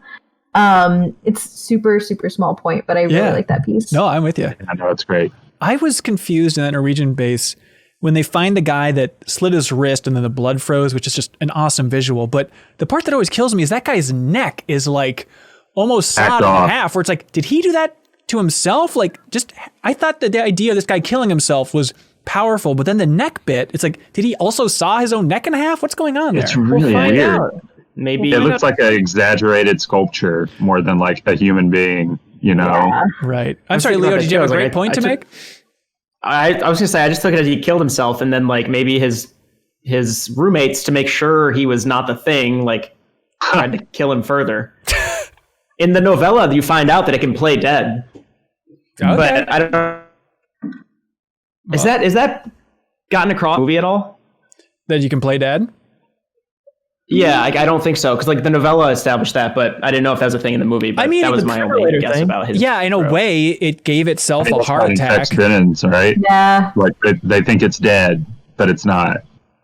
Oh, so that for the Benning scene, yeah. Which, by the way, really makes me laugh when you think too much about it. By the way, Leo, just to pick up on your point earlier, you said we'll find out in the 2011 film what happened with that guy, which is a great point that I hadn't considered because I haven't seen that film yet. Hopefully they explained it well. But in that Benning scene, it makes me laugh so much when Windows is like looking at the corpse with the blanket over it. Then he looks away and the blanket moves, and then he looks back and the blanket's still again. I just like the idea of the thing under the blanket, like, cool it. He's not looking right now, move. Like, it's just like this weird, jokey concept, but perfect timing from the thing, as always. Oh boy, there's so much to go through. Do you want to just jump into a biggie here? Sure. We have Bryan with a Y submitted a comment on Patreon and says, hello, fellow imitations. That's good. Let the record show that JV responded. I absolutely love this movie, but I could never figure out who sabotaged the blood for the blood serum test. Ooh. It's a biggie. Somebody have a gut reaction to this? I mean, I feel like someone just nicked the keys off Gary, because I don't think it was copper. You know, because he tested negative. Gary tested negative. So I think it's just some random one of maybe Palmer. Yes, it is. I think it is Palmer. And so there is a YouTube video that's all about this idea, which is very fun. And they brought up points that, like, when you're only focused on the keys and watching this movie, it's amazing how constant they are. There's like, they talk about the keys several times in a way that I never noticed. And in that scene where there is the thing with the blanket over it, it's Bennings, and he's talking to Windows, and he's like, hey, you want to go get the keys from Gary?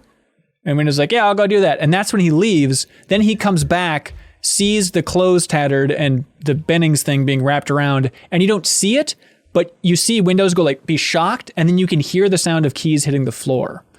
So at that point, it's game on for whoever grabbed it, but the leading theory is that Palmer would make the most sense in that time frame. Because we see Palmer, like, with the dog, the shadow, like, that's his shadow, right? With the dog. Well, like the dog goes into the room. Fun fact. Because of the curly hair. It turns out that was actually the stunt guy, because they didn't want to put it on one person in particular, so they just had the stunt guy sit there, and so it could be anybody, but the hair does look like Palmer, doesn't it? Yeah. Mm-hmm. I always just think Palmer was the first human to get taken over in space, right? Oh, interesting. Logically, wouldn't he be? By that. Yeah, because what's his name? Carl or the dog guy, Clark, didn't get taken over. Right. Yeah. Right. So there's still... Palmer isn't around, though, when they talk about doing that blood serum test, which is the weird thing. And then there's still the idea of, well, I guess if you put the keys back... I'm still trying to figure out that logic exactly, and there's some... If you really want to get fantastical, you could go with like, well, anything could have gotten to the blood, and it didn't even need the keys if it could use its powers that it has in the novella, right? Where it can kind of like reach under doors and stuff, because they say that like the door wasn't busted open. And then that confusing thing about how does it know that that blood serum test exists if he wasn't in those discussions, which I don't think he was. Then it's like, okay, are you back to the idea of maybe the thing can read minds, which again in the novella, which I think this is like the best quality of like the particular brand of horror that the thing does, though, is that it doesn't really matter. Like every single question creates a labyrinth that you can spend forever just trying to navigate and never get a clear answer. And that's one of my favorite things about the thing. That's also one of the things that I wonder, because I know that like this is like a topic that gets brought up a lot, like when people talk about the thing.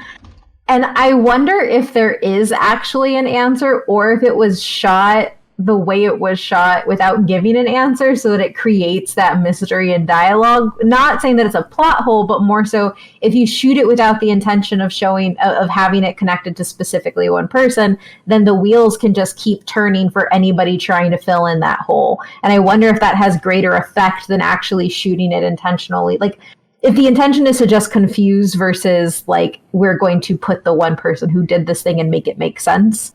I wonder like how, kind of where that's situated. I think you're totally right. I think, especially listening to the commentary and diving into the making of this film, I think the script was going under revisions. There were a lot of things that were up in the air. So I think everybody looking at this film, trying to imagine that it is this, you know, intricate puzzle that we need to figure out. It's fun, and I don't want to discourage anybody from doing that. That's what we're doing here, and I love seeing. But at the same time, I don't think there is like a eureka. Of course, it was this the whole time. I think it was a little bit fast and loose, because there's even stuff like the actor for the Norris character. He talks about like that scene where they're like, when Gary says, all right, Norris, you're in charge now. And Norris is like, I don't want to do that. And the actor said, oh, well, I think that Norris was unconsciously aware that he was infected by the thing, so he didn't want to take that role. I was like, wait, like infected? Like you were going to turn? Like the logic of what each actor thought the thing was and how it worked was so all over the place. And I don't think there is a coherent, you know, holy grail vision of how this puzzle locks into place. That's actually more interesting to me, because if every one of the actors who was a thing acted how they thought the thing should be versus what is like the laws of what the thing should be in the movie, like that makes it way more chaotic and like way more interesting and terrifying. Yeah, I think you're right. It just furthers that idea of the thing can be anything at once and it's all over the place. Yeah. Because what else would it be? It would be Norris is fully the thing, and then the thing has the heart attack, triggers the heart attack in his body so that it can bite Dr. Copper's arms off? Or is it just he mimicked Norris's body so perfectly Norris would have had a heart attack there anyway? I think it's more that. Yeah, I would say that. Because like the goal of the thing, I feel like, is not to expose itself, you know? Yeah. So deliberately putting itself in a position where it's surrounded by things that can kill it seems like, you know, not in line, you know, with what it would do.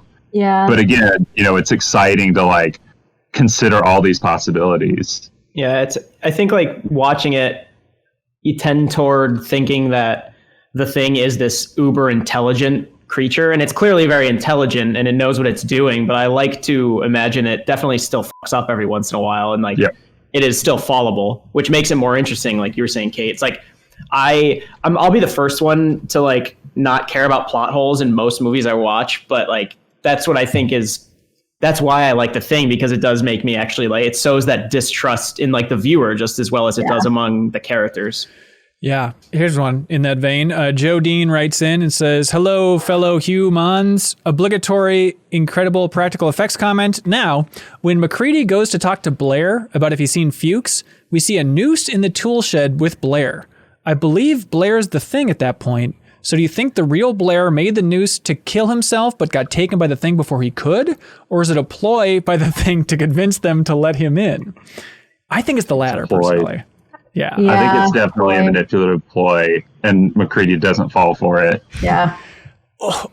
Yeah, I do like his shift in tone where he's like, I'm much better now. I want to go inside. Like, he's like the worst version of the thing. He's so baby. And plus just the idea of when MacReady's looking through the little slit in the door, the noose is like perfectly lined up so they can see it. I feel like that's part of that ploy from the thing. But when do you think Blair got taken?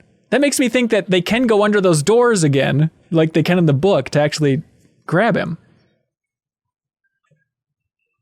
Or was he the thing when he was attacking? Because I've always assumed that he was the first one that got it. So Taylor Reinsch is in the chat in the Backstage Pass watching us live at the $10 tier, and he's big on walking through all this logic and talking about how Norris was taken first, and then Palmer was taken, is what he's saying. And so... When did Norris get taken? That's interesting. Yeah, well, they're saying if he was the Shadow... Oh, if he was the Shadow? He still kind of has similar hair, so that's possible if you want to focus on the hair. Yeah, no, I can see that. But does anybody think that Blair was the thing when he was attacking all the radios and all that stuff? Man. No? I mean, it's hard. I think it's got to be about because then we're getting into like the assimilation stuff, right? Like how long it takes to assimilate. Yeah. You know, man, I don't know. I'd like to think he's really Blair when he's destroying the radio, because then that change of tone of like from we can't trust anybody to come on, it's Blair. I'm a guy. Yeah. I'm one of your friends. Yeah, what do I gotta do? I mean, maybe it slid under the door, or maybe someone else who was turned into a thing just went and got him too. At some point, real quick, I would. Yeah. Would it be fun, or would it just be lame if John Carpenter just sat down in some video for Wired and said, "Okay, here's the plot of the film, and I'm going to show you where each character was at which point, and they're going to turn from green to red when they turn into the thing." Would you like to see that? I would hate it. No, I'd immediately watch it. I would hate it so much. I'd be like, this is so stupid, as I'm like opening the YouTube video and like getting something to drink. I hate this. Why would you ruin this movie? Yeah, to me, it'd be the same as like David Chase explaining what happens in Pine Barrens, you know, or like various bits of the ambiguous bits in The Sopranos. Like, I don't want to know that. Like, a part of the fun is like trying to figure out or theorizing about it. Yeah, and John Carpenter's been pretty cheeky in interviews about like, I know what was going on in the ending. When from the making of the film, it seems very much in the camp of they didn't have an ending. They had no idea how to end it. And so let's just do this. And then audiences hated it. And they actually filmed alternate versions where MacReady like gets to safety and gets a blood test and whatnot. But I like the way that it ends now. Yeah. I think it's one of the best endings ever. I'm just imagining John Carpenter using that like the sideways eyes emoji, like just like that everybody uses on Twitter now, like at every tweet. Exactly. Blake A writes in and says, can we debunk some ending theories such as MacReady gives Childs gasoline to drink at the end, which is a common theory. And then the idea is that if it was the thing, he would have noticed that it was gasoline. But if the thing can replicate everybody perfectly, it would know if it's drinking gas. Yeah. I guess this is human drink. Yuck. It's not a great theory. No. Yes. And then there's also the Child's breath theory, which I don't know if you saw this, where Child's, you can't see his breath at the end, but you can see MacReady's. People are saying, the thing, his breath. But that doesn't work because the Bennings thing, you can see his breath as he's outside and stuff. So that's just a weird fluke. And also, it still breathes because it mimics the body. Right. It's definitely one of those theories that's like born because someone thought they saw something and then went to a forum to write it. Yes. You know, like it's not really like, it's not really like a steadfast theory. Neither of those are. I love those theories so much. I tried them and I'm like, I don't like this. This is dumb as I look up more of those things because I need to see what other people are thinking. Yeah. Taylor Reinsch here. In the chat. He says, I believe Childs is infected. Childs is falling asleep when MacReady walks in on him. There's also a shot showing that room Childs has left and the coats have been rearranged. I love that. Focusing on the clothes is smart. With the theory that the thing destroys clothes, it's likely that the thing had to put on a new coat to venture out. He also fails MacReady's test of accepting food or drink from another person. What do y'all think? I don't know. I'm in the camp of, it's fun to think, either way, but maybe we'll find out when we play the game next week and they'll reveal it there, but who can say? I just inherently trust a young Keith David and therefore will say no.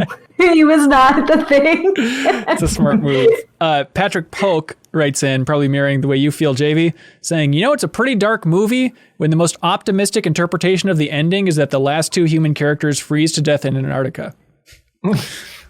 Well done. Yeah. But the last line is so good, right? Like, it's just so good. Yeah. And that was a late Kurt Russell edition, apparently, that they didn't have an ending, and then Kurt came up with that. And they're like, all right, sure. Let's just do nothing. Yeah. Why don't we wait here a while and see what happens? Yeah. It's just so good. I also feel like, I don't know, I feel like with movies that are all about suspense and uncertainty, I think you have to kind of end them like that. Like, I don't think you can give them a nice... No. You can't wrap them in a bow because it takes away all of like the beauty that it brought to you. Because I feel like a lot of films end up going down that road of like, and now we're putting it all in a nice, everything's been tied together. I've told you everything, and then you walk out kind of like, oh, that was it. Okay. And it's all about like, you'll never know. Yeah. Who's the thing? And then, so it carries through to the ending. You will never know. Yeah. I love that for sure. Absolutely. Joe Mama writes in and says, I'm annoyed at the ending of Who Goes There, the book with the nuclear jump pack. I completely forgot that in the movie, the Blair thing is building a ship in the basement of his shack. I love that Carpenter, I love that Carpenter took that aspect from the book and made it more grounded. Yeah, can you imagine if this movie ends with Blair was building the jump pack and now they're on their way to Antarctica? It's so No! That's the biggest jump I've ever seen! So good. And then the sequel, he just is crash landing in like Patagonia. How'd you survive that? You must clearly be an alien of some sort. And then they torch him. We all would like to see the thing hit a city though, right? Wouldn't that be awesome just to see it in that environment, just for a different take on the thing? No. I would like to see the thing moving through an apartment building. Yeah. Ooh, that's good. Like one singular apartment building. Oh, so it's like Die Hard with the thing. It's just like one building. It's like Home Alone with the thing, yeah. Oh, yeah. See, I think, the apartment building one would be great, but then like the thing in a city would just be like the Lost World. At a certain point, filmmaking. you don't lose a lot by going bigger, I think, with that sort of concept. Putting the Predator in Los Angeles was a bad idea. Apparently, we can talk about it next week, which, by the way, we're covering everything else from the thing next week. But there was a sequel, pitched. It was a mini-series, I think, that Frank Darabont was going to produce where the thing made it to the mainland and was in Mexico City. Which I do think is a fun idea. I would like to see some version of that. I would like to see him do that. Okay. I think he could do some interesting stuff with that. Sure. Yeah. Tyler Wade writes in and says, Fuchs' only impact on the story was to get McCready out of the shed for the thing to get Bennings. In a movie with every character getting their moment, why was this so boring? I like Fuchs. The more I watch this movie, the more I appreciate Fuchs, where like every time he's on screen, he is gunning for it. He is the good guy in Avalon that's like, let's really work this through. Like he is motivated, baby. Yeah. But then Adam Walker brings up, what do you think happened to Fuchs? Which is it's a tricky one. I always thought that it was him killing himself in the snow, that he saw the thing or thought he was going to be taken over and then just torched himself. Does anybody else have a different read on that? Yeah, I thought that was him too. Okay. Yeah, I'm pretty sure that's what happened. But then in the commentary, they make some comment about him becoming the thing or something where it's like, well, that doesn't make sense. Like his glasses are out there. Like, obviously not. So I was confused. I mean, he could have been in the process of becoming the thing and torched himself. Okay, so somebody wrapped their little tentacle around him and he grabbed gas and just poured it on himself. Again, that's a cool move. Fuchs is a legend. Thank you, Leo. Let's see. We got Tanner Hoisington writing in saying, first time I'm watching and I'm not done yet. Okay, there's plenty to praise, but let me bring up the specific point. What's up with the computer program modeling the assimilation and claiming there's a 75% chance a crew member is infected?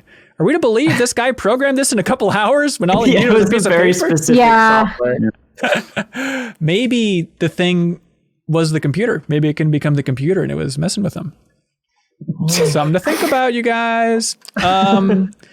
Hurley 13 Tank brings up what we mentioned quickly before, saying, when people talk about The Thing, my mind immediately snaps to the defibrillator scene. I just didn't see it coming at all. That is to say, I was pretty sure the guy on the table was The Thing, but the reaction that follows stands out as one of the scariest and most uncomforting things I've ever seen.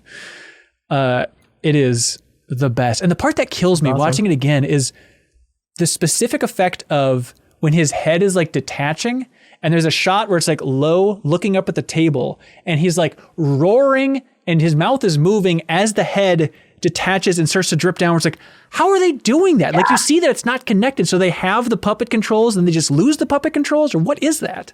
Some of the stuff, like obviously the spider head is hilarious. It's skittering away in the background, but there are some scenes with the head doing its own thing, sneaking away with the tongue coming out, where it's like, this looks perfect. Yeah. This looks completely convincing. There were a bunch of YouTube comments on just like the operation scene in general, or the defibrillator scene, where like when Norris, it's Norris, right, who's on the table, and his head is coming detached, and the vocal cords are stretching, how his scream gets higher pitched. Oh my God, that's awesome. It's so disgusting to think about. In the I forget it was in the documentary or the commentary, but John Carpenter was talking about how excited he was when the designer of the alien, is it Rob? Oh my gosh, this is going to destroy me. I'll find it. But when the designer came up with the concepts of the alien and the fact that they weren't just people in a suit, where Carpenter's like, look, Alien is unquestionably great, but at the end of the day, it's a person in a suit. And so when I saw Alien designs here, where it's like a weird spider head and just no conceivable way it can be a person in the suit, it's going to stand out so much compared to every horror film before. And I think it's a great point, just having this chaotic monster here. And I think it's a point to sci-fi in general, and kind of like, I feel like we've kind of erred, even as technology has advanced to the point where we can get grander with designs and we can do different things. I feel like we keep erring towards something that's anthropomorphic and something that looks very human. I mean, if you look at something like Star Wars or even like any other pieces of sci-fi, like a lot of the times it is just like human but blue and tentacle head, like just like those types of different things. Star Trek, another one. And I love these properties, don't get me wrong, but I feel like they do that almost as like to push empathy. And so what I think The Thing does really well is just like, this is not human. This is completely gone. Any sense of humanity and closeness you felt with this character before they became this detached head is gone now. It is nothing. And I think that lands so much more than anything that could resemble a human. And I think like, I want more of that, because I still don't feel like we're in a space, even in horror, where we get that a lot. It's always the human horror or the person in the suit, even after this. Yeah, I'm totally with you. I like think of on the same wavelength as like the Blob remake. You know, like that movie is super horrifying too because of that element, right? Where it's like just this nasty acid dissolving monster that strips away people's humanity like bit by bit. Oh, I needed to see that, because I'm totally it's real gross. Like it's not like as gross as The Thing, but it is shockingly gory. Oh wow, that's awesome. Rob Bottin, by the way, is the alien designer, just to give him his credit, because apparently he just about killed himself on this project. He was like sleeping at the Universal Studio. He had to be hospitalized at the end, which was why they brought in oh my God, Mr. Special Effects, Stan Winston, to do like the dog kennel scene, because Rob was literally in the hospital because he was working so hard on this thing. But sorry, Mike, you were saying. Just in terms of like not making every like monster or whatever like a bipedal kind of creature. It reminds me, one of the horror movies that's probably messed with me most in my life is The Borderlands. They renamed it.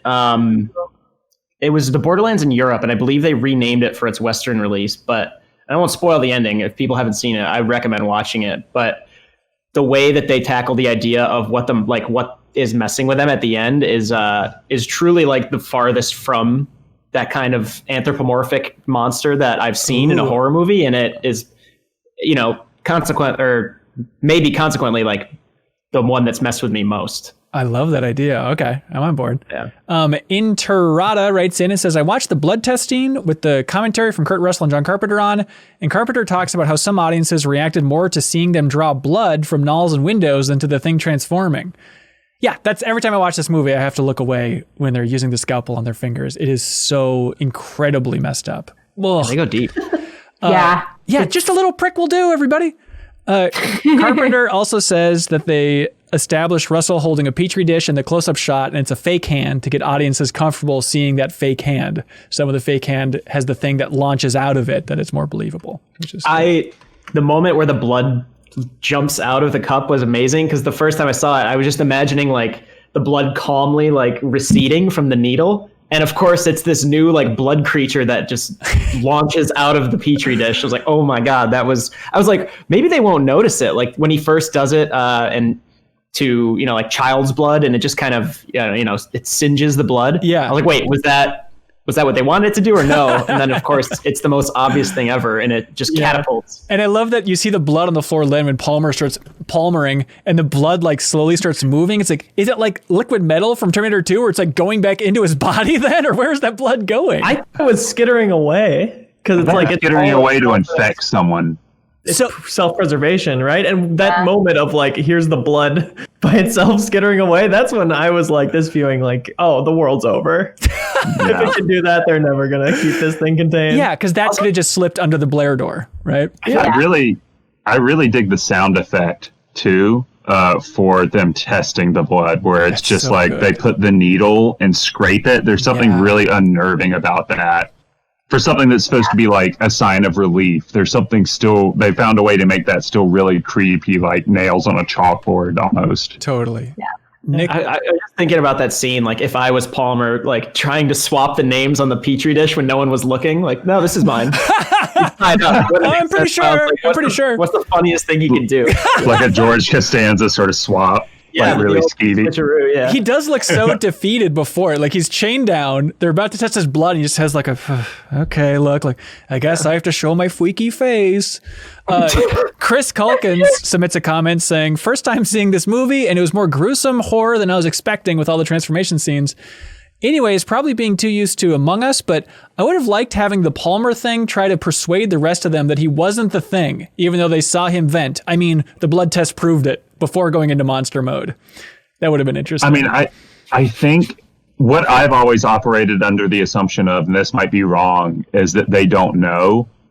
Like it's like a sleeper agent sort of thing of like, it's just until the moment happens, they're not aware that they're the thing. And when they do operate under the thing's influence, they're not like in control of themselves. Well, then in that case, I've always assumed. I like that too, but then the thing should have waited another 2 minutes just to see if Palmer with his silver tongue could have actually talked him down from freaking out, Yeah, thinking about the gaminess of it, I really like how McCready is like so caught essentially, but manages to like work his way back from that level of distrust.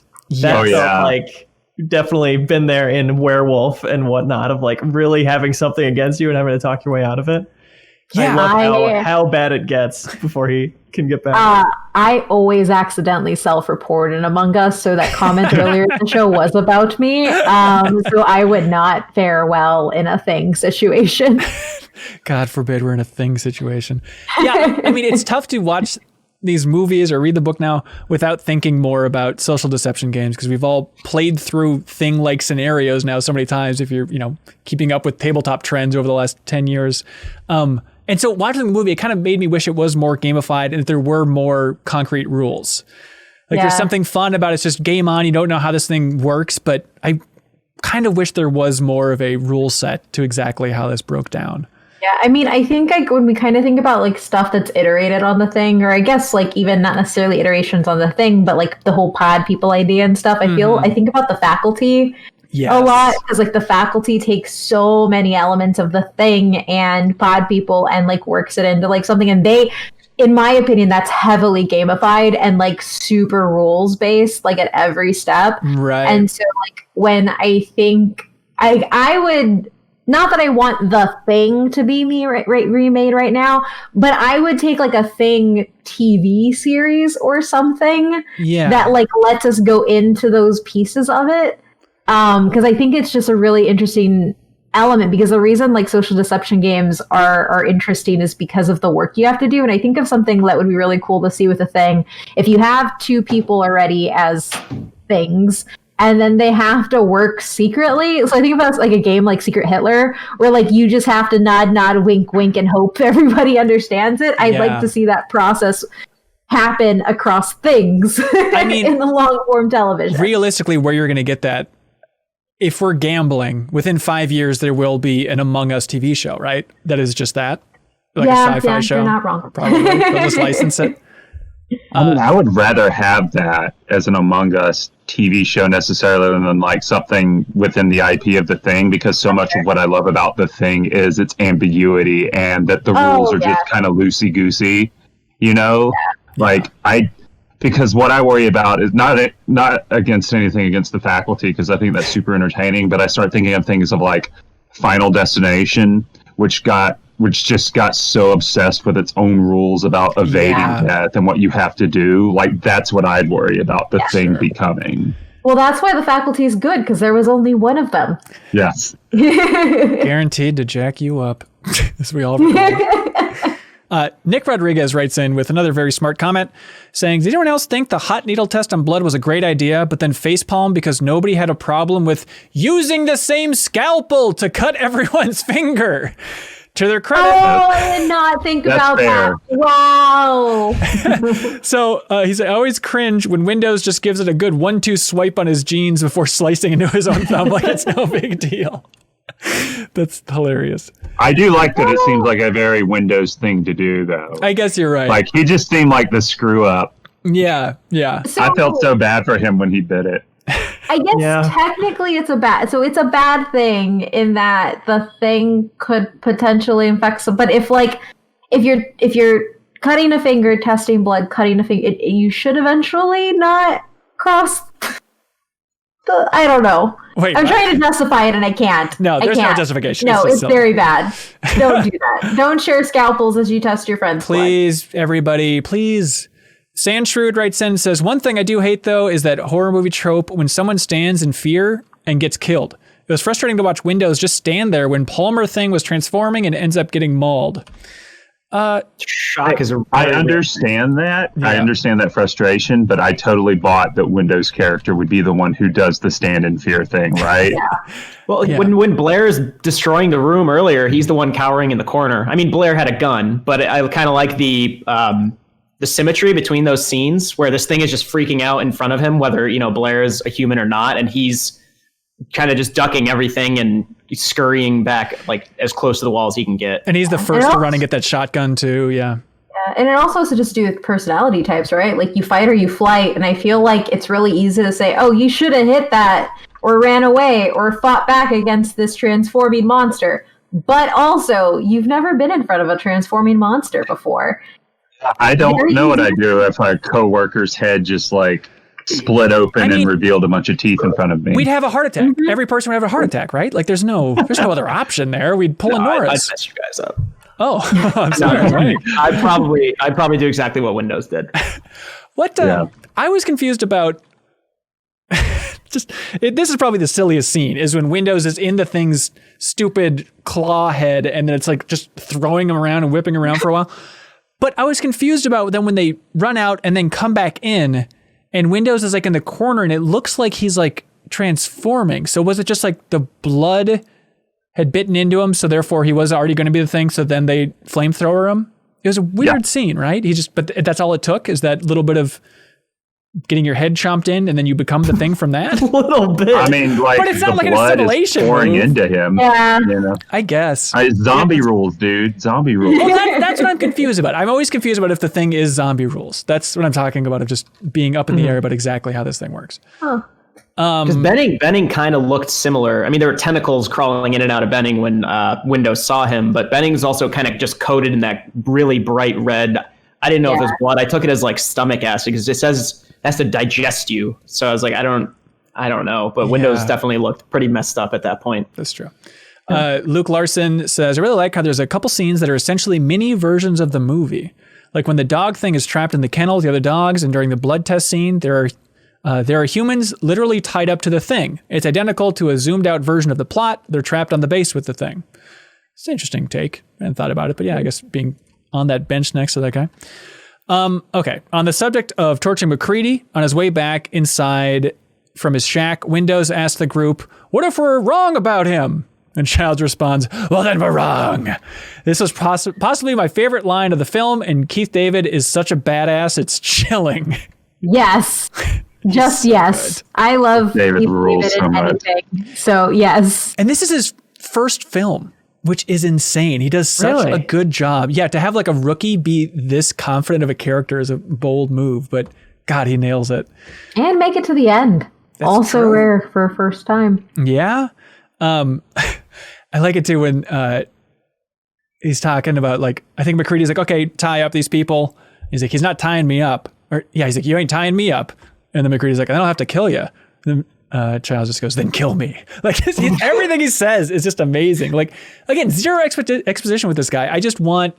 I would buy the Childs comic book of just his backstory. Like, who is this guy? He's so cool. Let's see. Oh, the McCready red herring. What's everybody's read on what is up with his coat being torn? Or is it not a red herring? Is he the thing? Well, I don't think McCready's the thing. Yeah. I guess Carpenter wanted him to be the thing, but then he said, audiences won't like that. So I think every time Carpenter's being winky about who's the thing at the end, I think he's just leaning into his original idea of it'd be cool if McCready was the thing. Yeah, or he's like, they changed everything and I couldn't make it that. Right. So I don't know. Yeah. I think there's a likely theory that it was Palmer that planted it. Because if this is again from this YouTube video, gosh, I feel bad that I didn't get the name of it. You can find it if you just search for, who contaminated the blood or who destroyed the blood in the thing. Anyways, the point is, in the scene with Blair freaking out and destroying all the stuff with the axe, Palmer isn't there. And so it is weird that everybody's there except for Palmer. And you never know if this was intentional or not, but the idea then is Palmer is at that point going to McCready's shack, planting his jacket for them to find there. Because then when McCready's trying to get back in, I think it's actually Knowles that's getting back in, but they think it's McCready. Palmer is the lead advocate for like, let's kill him right now. Like, let him in and let's just kill him right now. And they're like, why would we do that? He's like, it's our best chance. I don't know. Like, he seems very guilty and eager to like, we got to snuff this McCready guy out. So he seems like the most likely culprit. At that point, wouldn't the thing need to predict? I don't think they had talked about the clothing being a signifier yet, had they? McCready knew. Have to have, oh, he did already? Yeah. McCready talked about it in the recording, right? With the long john? Yeah. So other people listened to the recording, or, when says, Palmer... nobody trusts in each other and we're all very tired. Right. I like that line too. Yeah.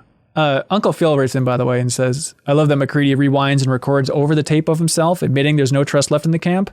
Although I'm kind of lost on why he did this. At first I thought he didn't want to admit hope was lost, but he was one of the most mistrustful in the bunch going forward. I think that there's a difference between being somebody who doesn't trust people around you internally and then having to vocalize that. Because a lot of the times, if there's somebody who doesn't, like, how to explain it? It's a different dynamic in that, like, if you're surrounded by people who understand, communicate, and trust each other, you can have somebody who is a little bit of, like, who doesn't trust folks because that's just who they are. They push people that way. But it's a whole nother thing to have this sudden realization that it is not just me who doesn't trust anybody. There is none. Like, I'm actually speaking for all the people who did trust. You know what I mean? So he's trying to soften that a little bit because he knows it's so dark. Yeah. That's interesting. Could be. But I guess I'm still thinking about that, the idea of the torn clothing. So Palmer is the thing, so he knows that it tears up your clothing like the Incredible Hulk, so he figured everybody else would figure it out eventually anyway. And so then he just jumped ahead? Or are we back to the mind-reading thing theory? Or did he listen to the tape? Well, it's not like McCready's the only one who knows that, right? At that point... He said that's all we have to go on. Oh, so you think he talked about it before he recorded it with the other folks? I think they all talked about it. It's all we have to go on is what he said, I think. So it's like they all put it together, and then he was like, can I please have the long johns I want to contemplate for this recording? Yeah, because there's like large sections of time that pass, it feels like, in terms of hours where they might be having conversations that we're not looped into, which further fuels the ambiguity of the movie. Right. Right. Yeah. Right. Ronnie Barrier writes in and says, I appreciate that 97% of the time the characters acted in a way that made sense for the situation. Crazy murder monster in the kennel, close the gate, shoot guns at it, set it on fire.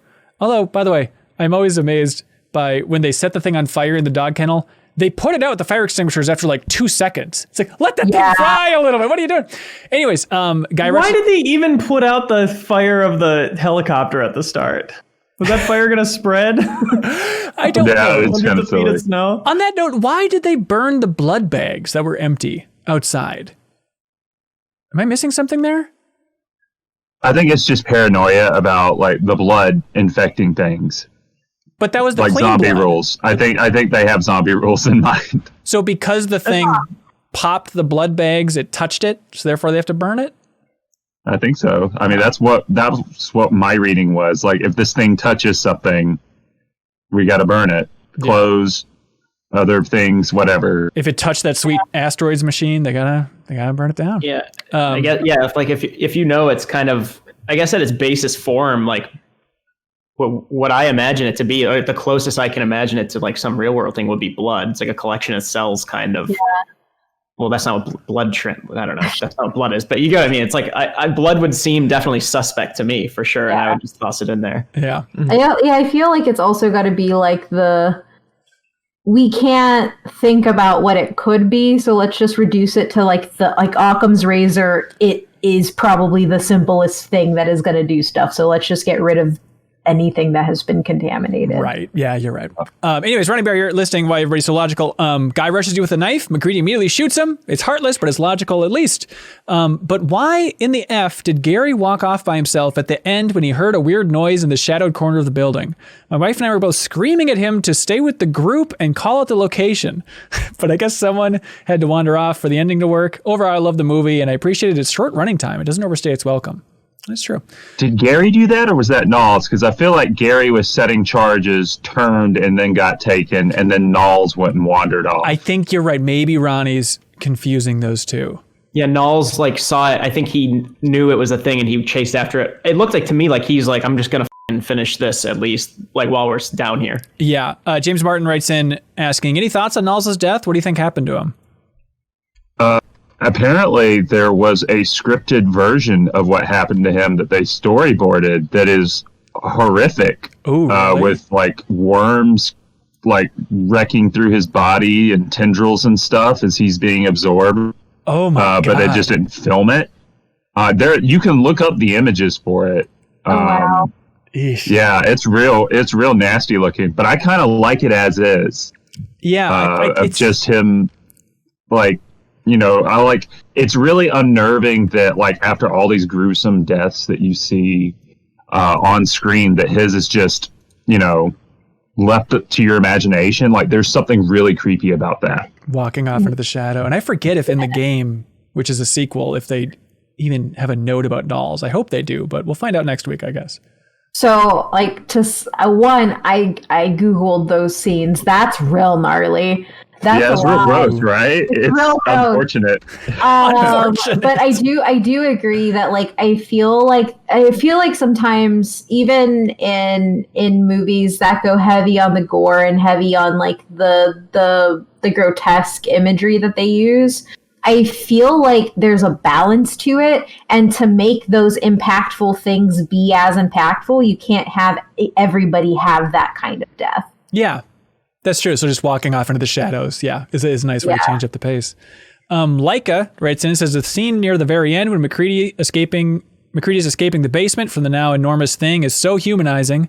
As he throws the explosive at this monster who killed all his coworkers and friends, McCready simply yells, "Yeah, fuck you too!" The fact that he doesn't have some real cool one-liner is amazing to me. Hell, it's probably exactly all I could think of too.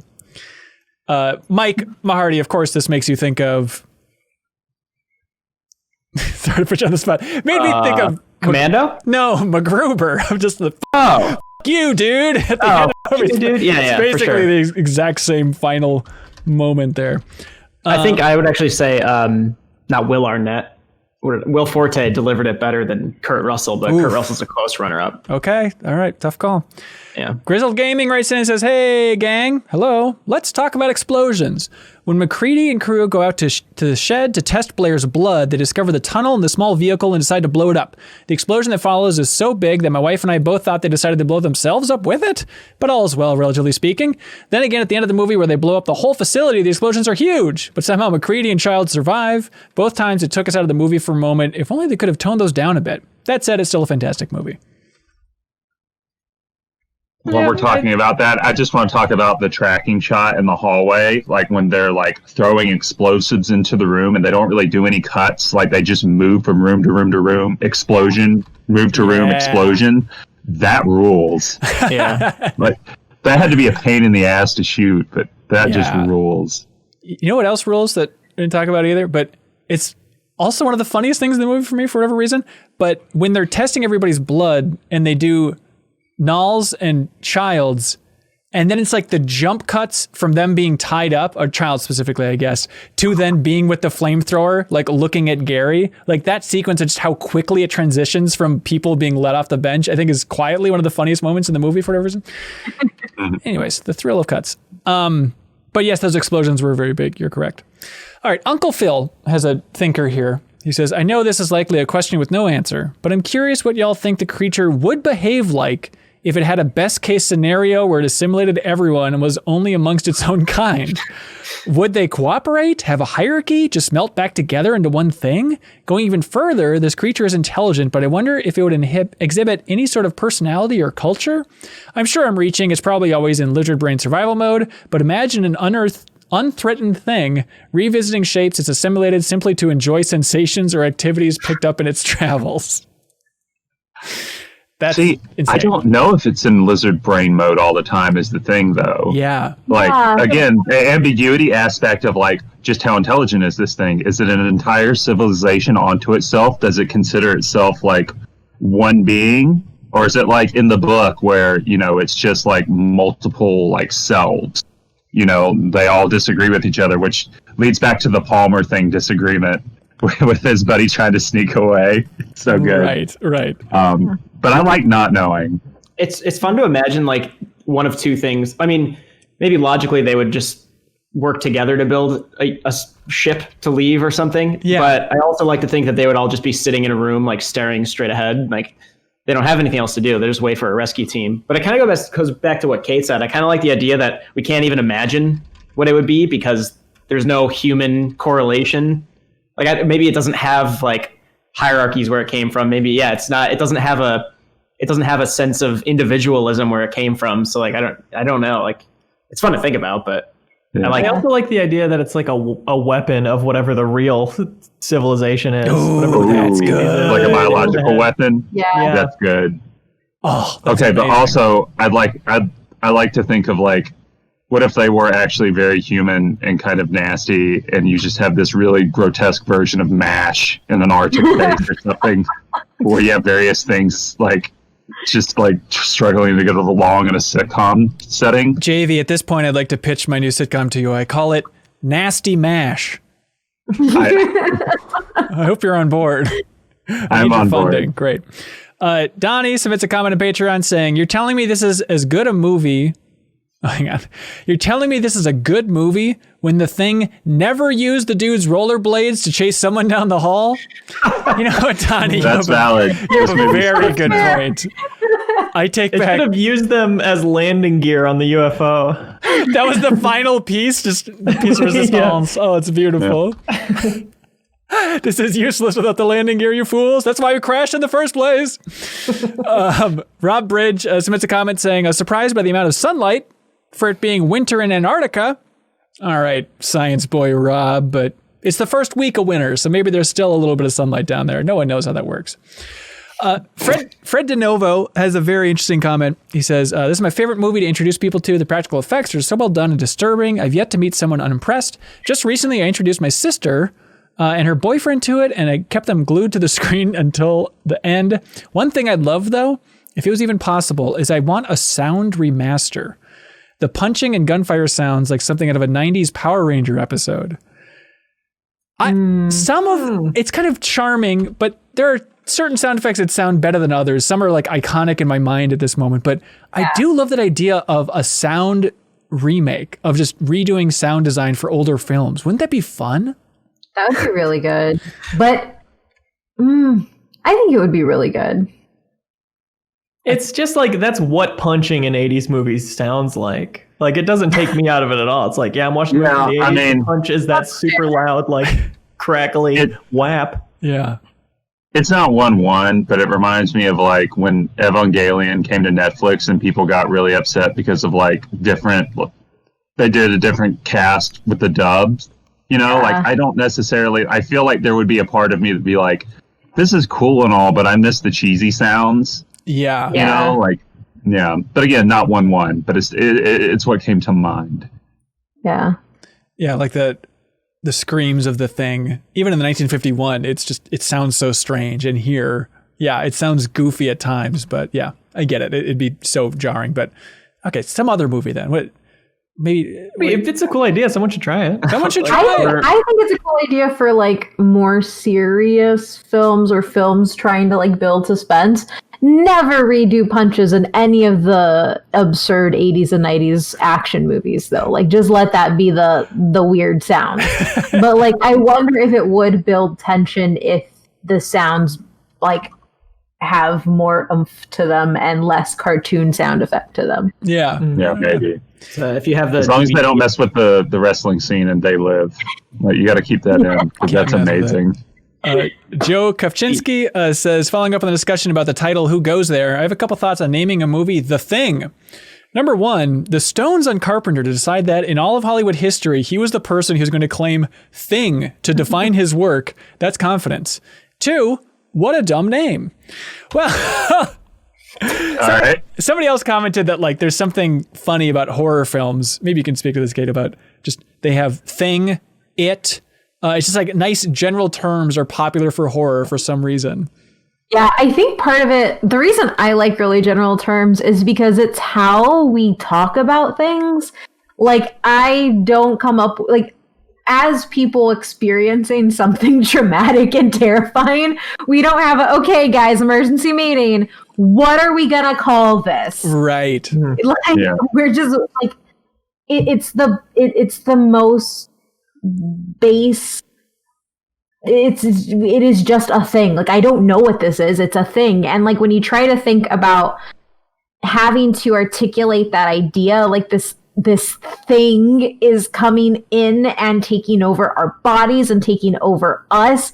Like you don't know how to situate it because there's, and I think also it has to do with like distancing language because it's not something you know, it's something that scares you. Yeah. It's going to keep being something separate. So when you name it something, when it's like the thing or it's coming or even like it follows, like they never really say what it is, but because it's different for everybody who has it attached to them. So it allows the audience and the characters to do a lot of that character building of the evil.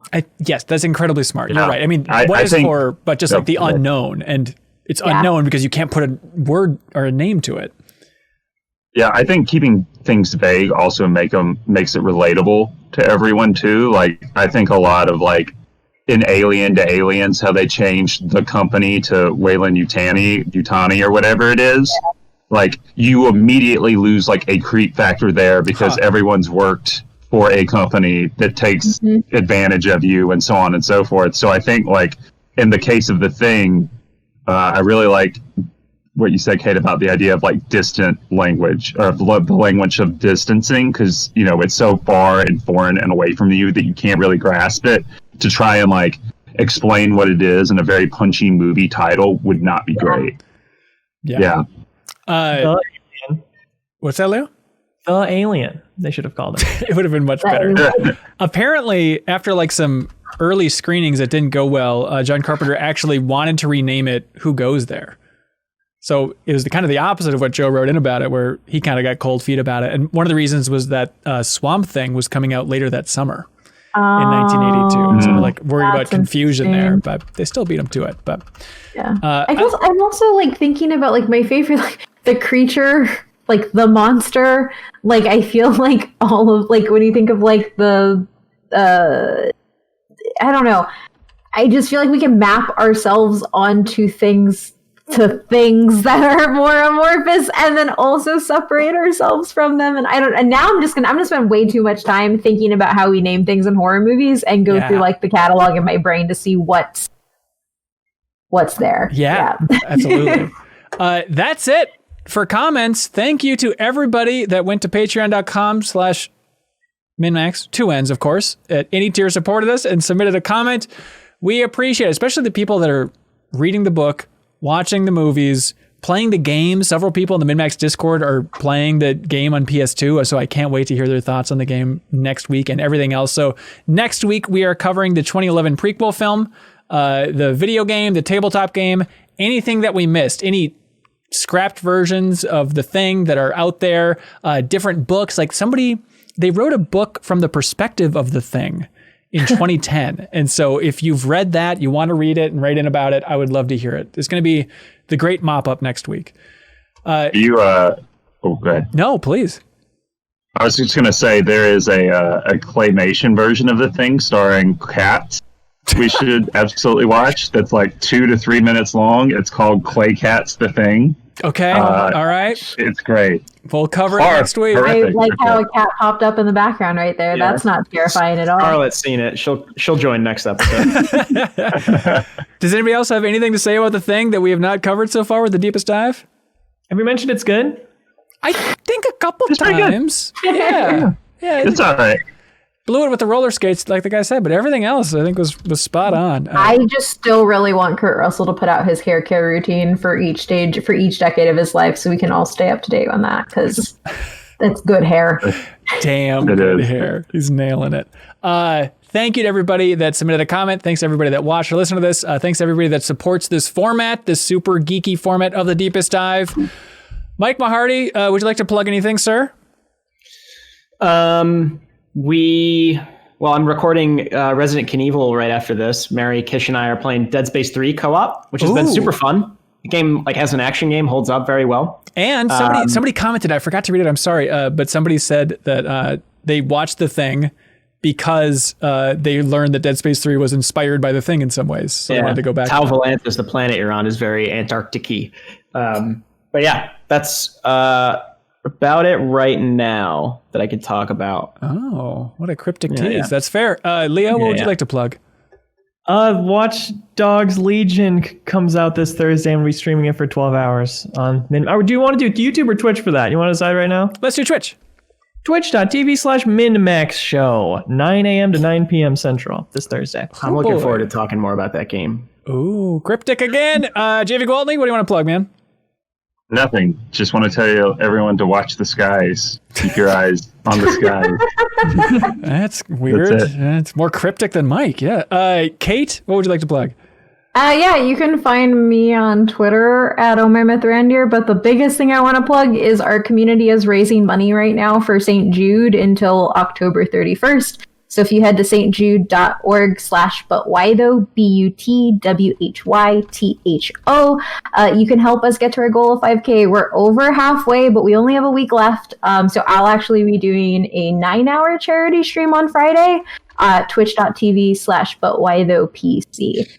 So if anybody wants to come help a really, really great cause for St. Jude Children's Research Hospital, come donate. You can make us do funny things, or come through the stream. So, yeah. That sounds great. Let's take something bleak like The Thing and flip it and then turn it into a charity drive. That sounds great. Cool. Again, thanks for everybody watching or listening, and we'll see you next week with the final Deepest Dive on The Thing. Bye, everybody. Bye, everyone. Do you want to get your name or Twitch or YouTube channel in the description of everything we release? Record a podcast with us, put a picture of your choice on MinnMax's TV, or a whole lot more? You can check out the benefits for supporting us on Patreon. If you support MinnMax at any tier on Patreon, you can submit questions or comments for us to read on the air, and you'll also get access to the wonderful MinnMax Discord. We need your help to keep this whole indie trainer rolling, so we'd appreciate it if you checked us out.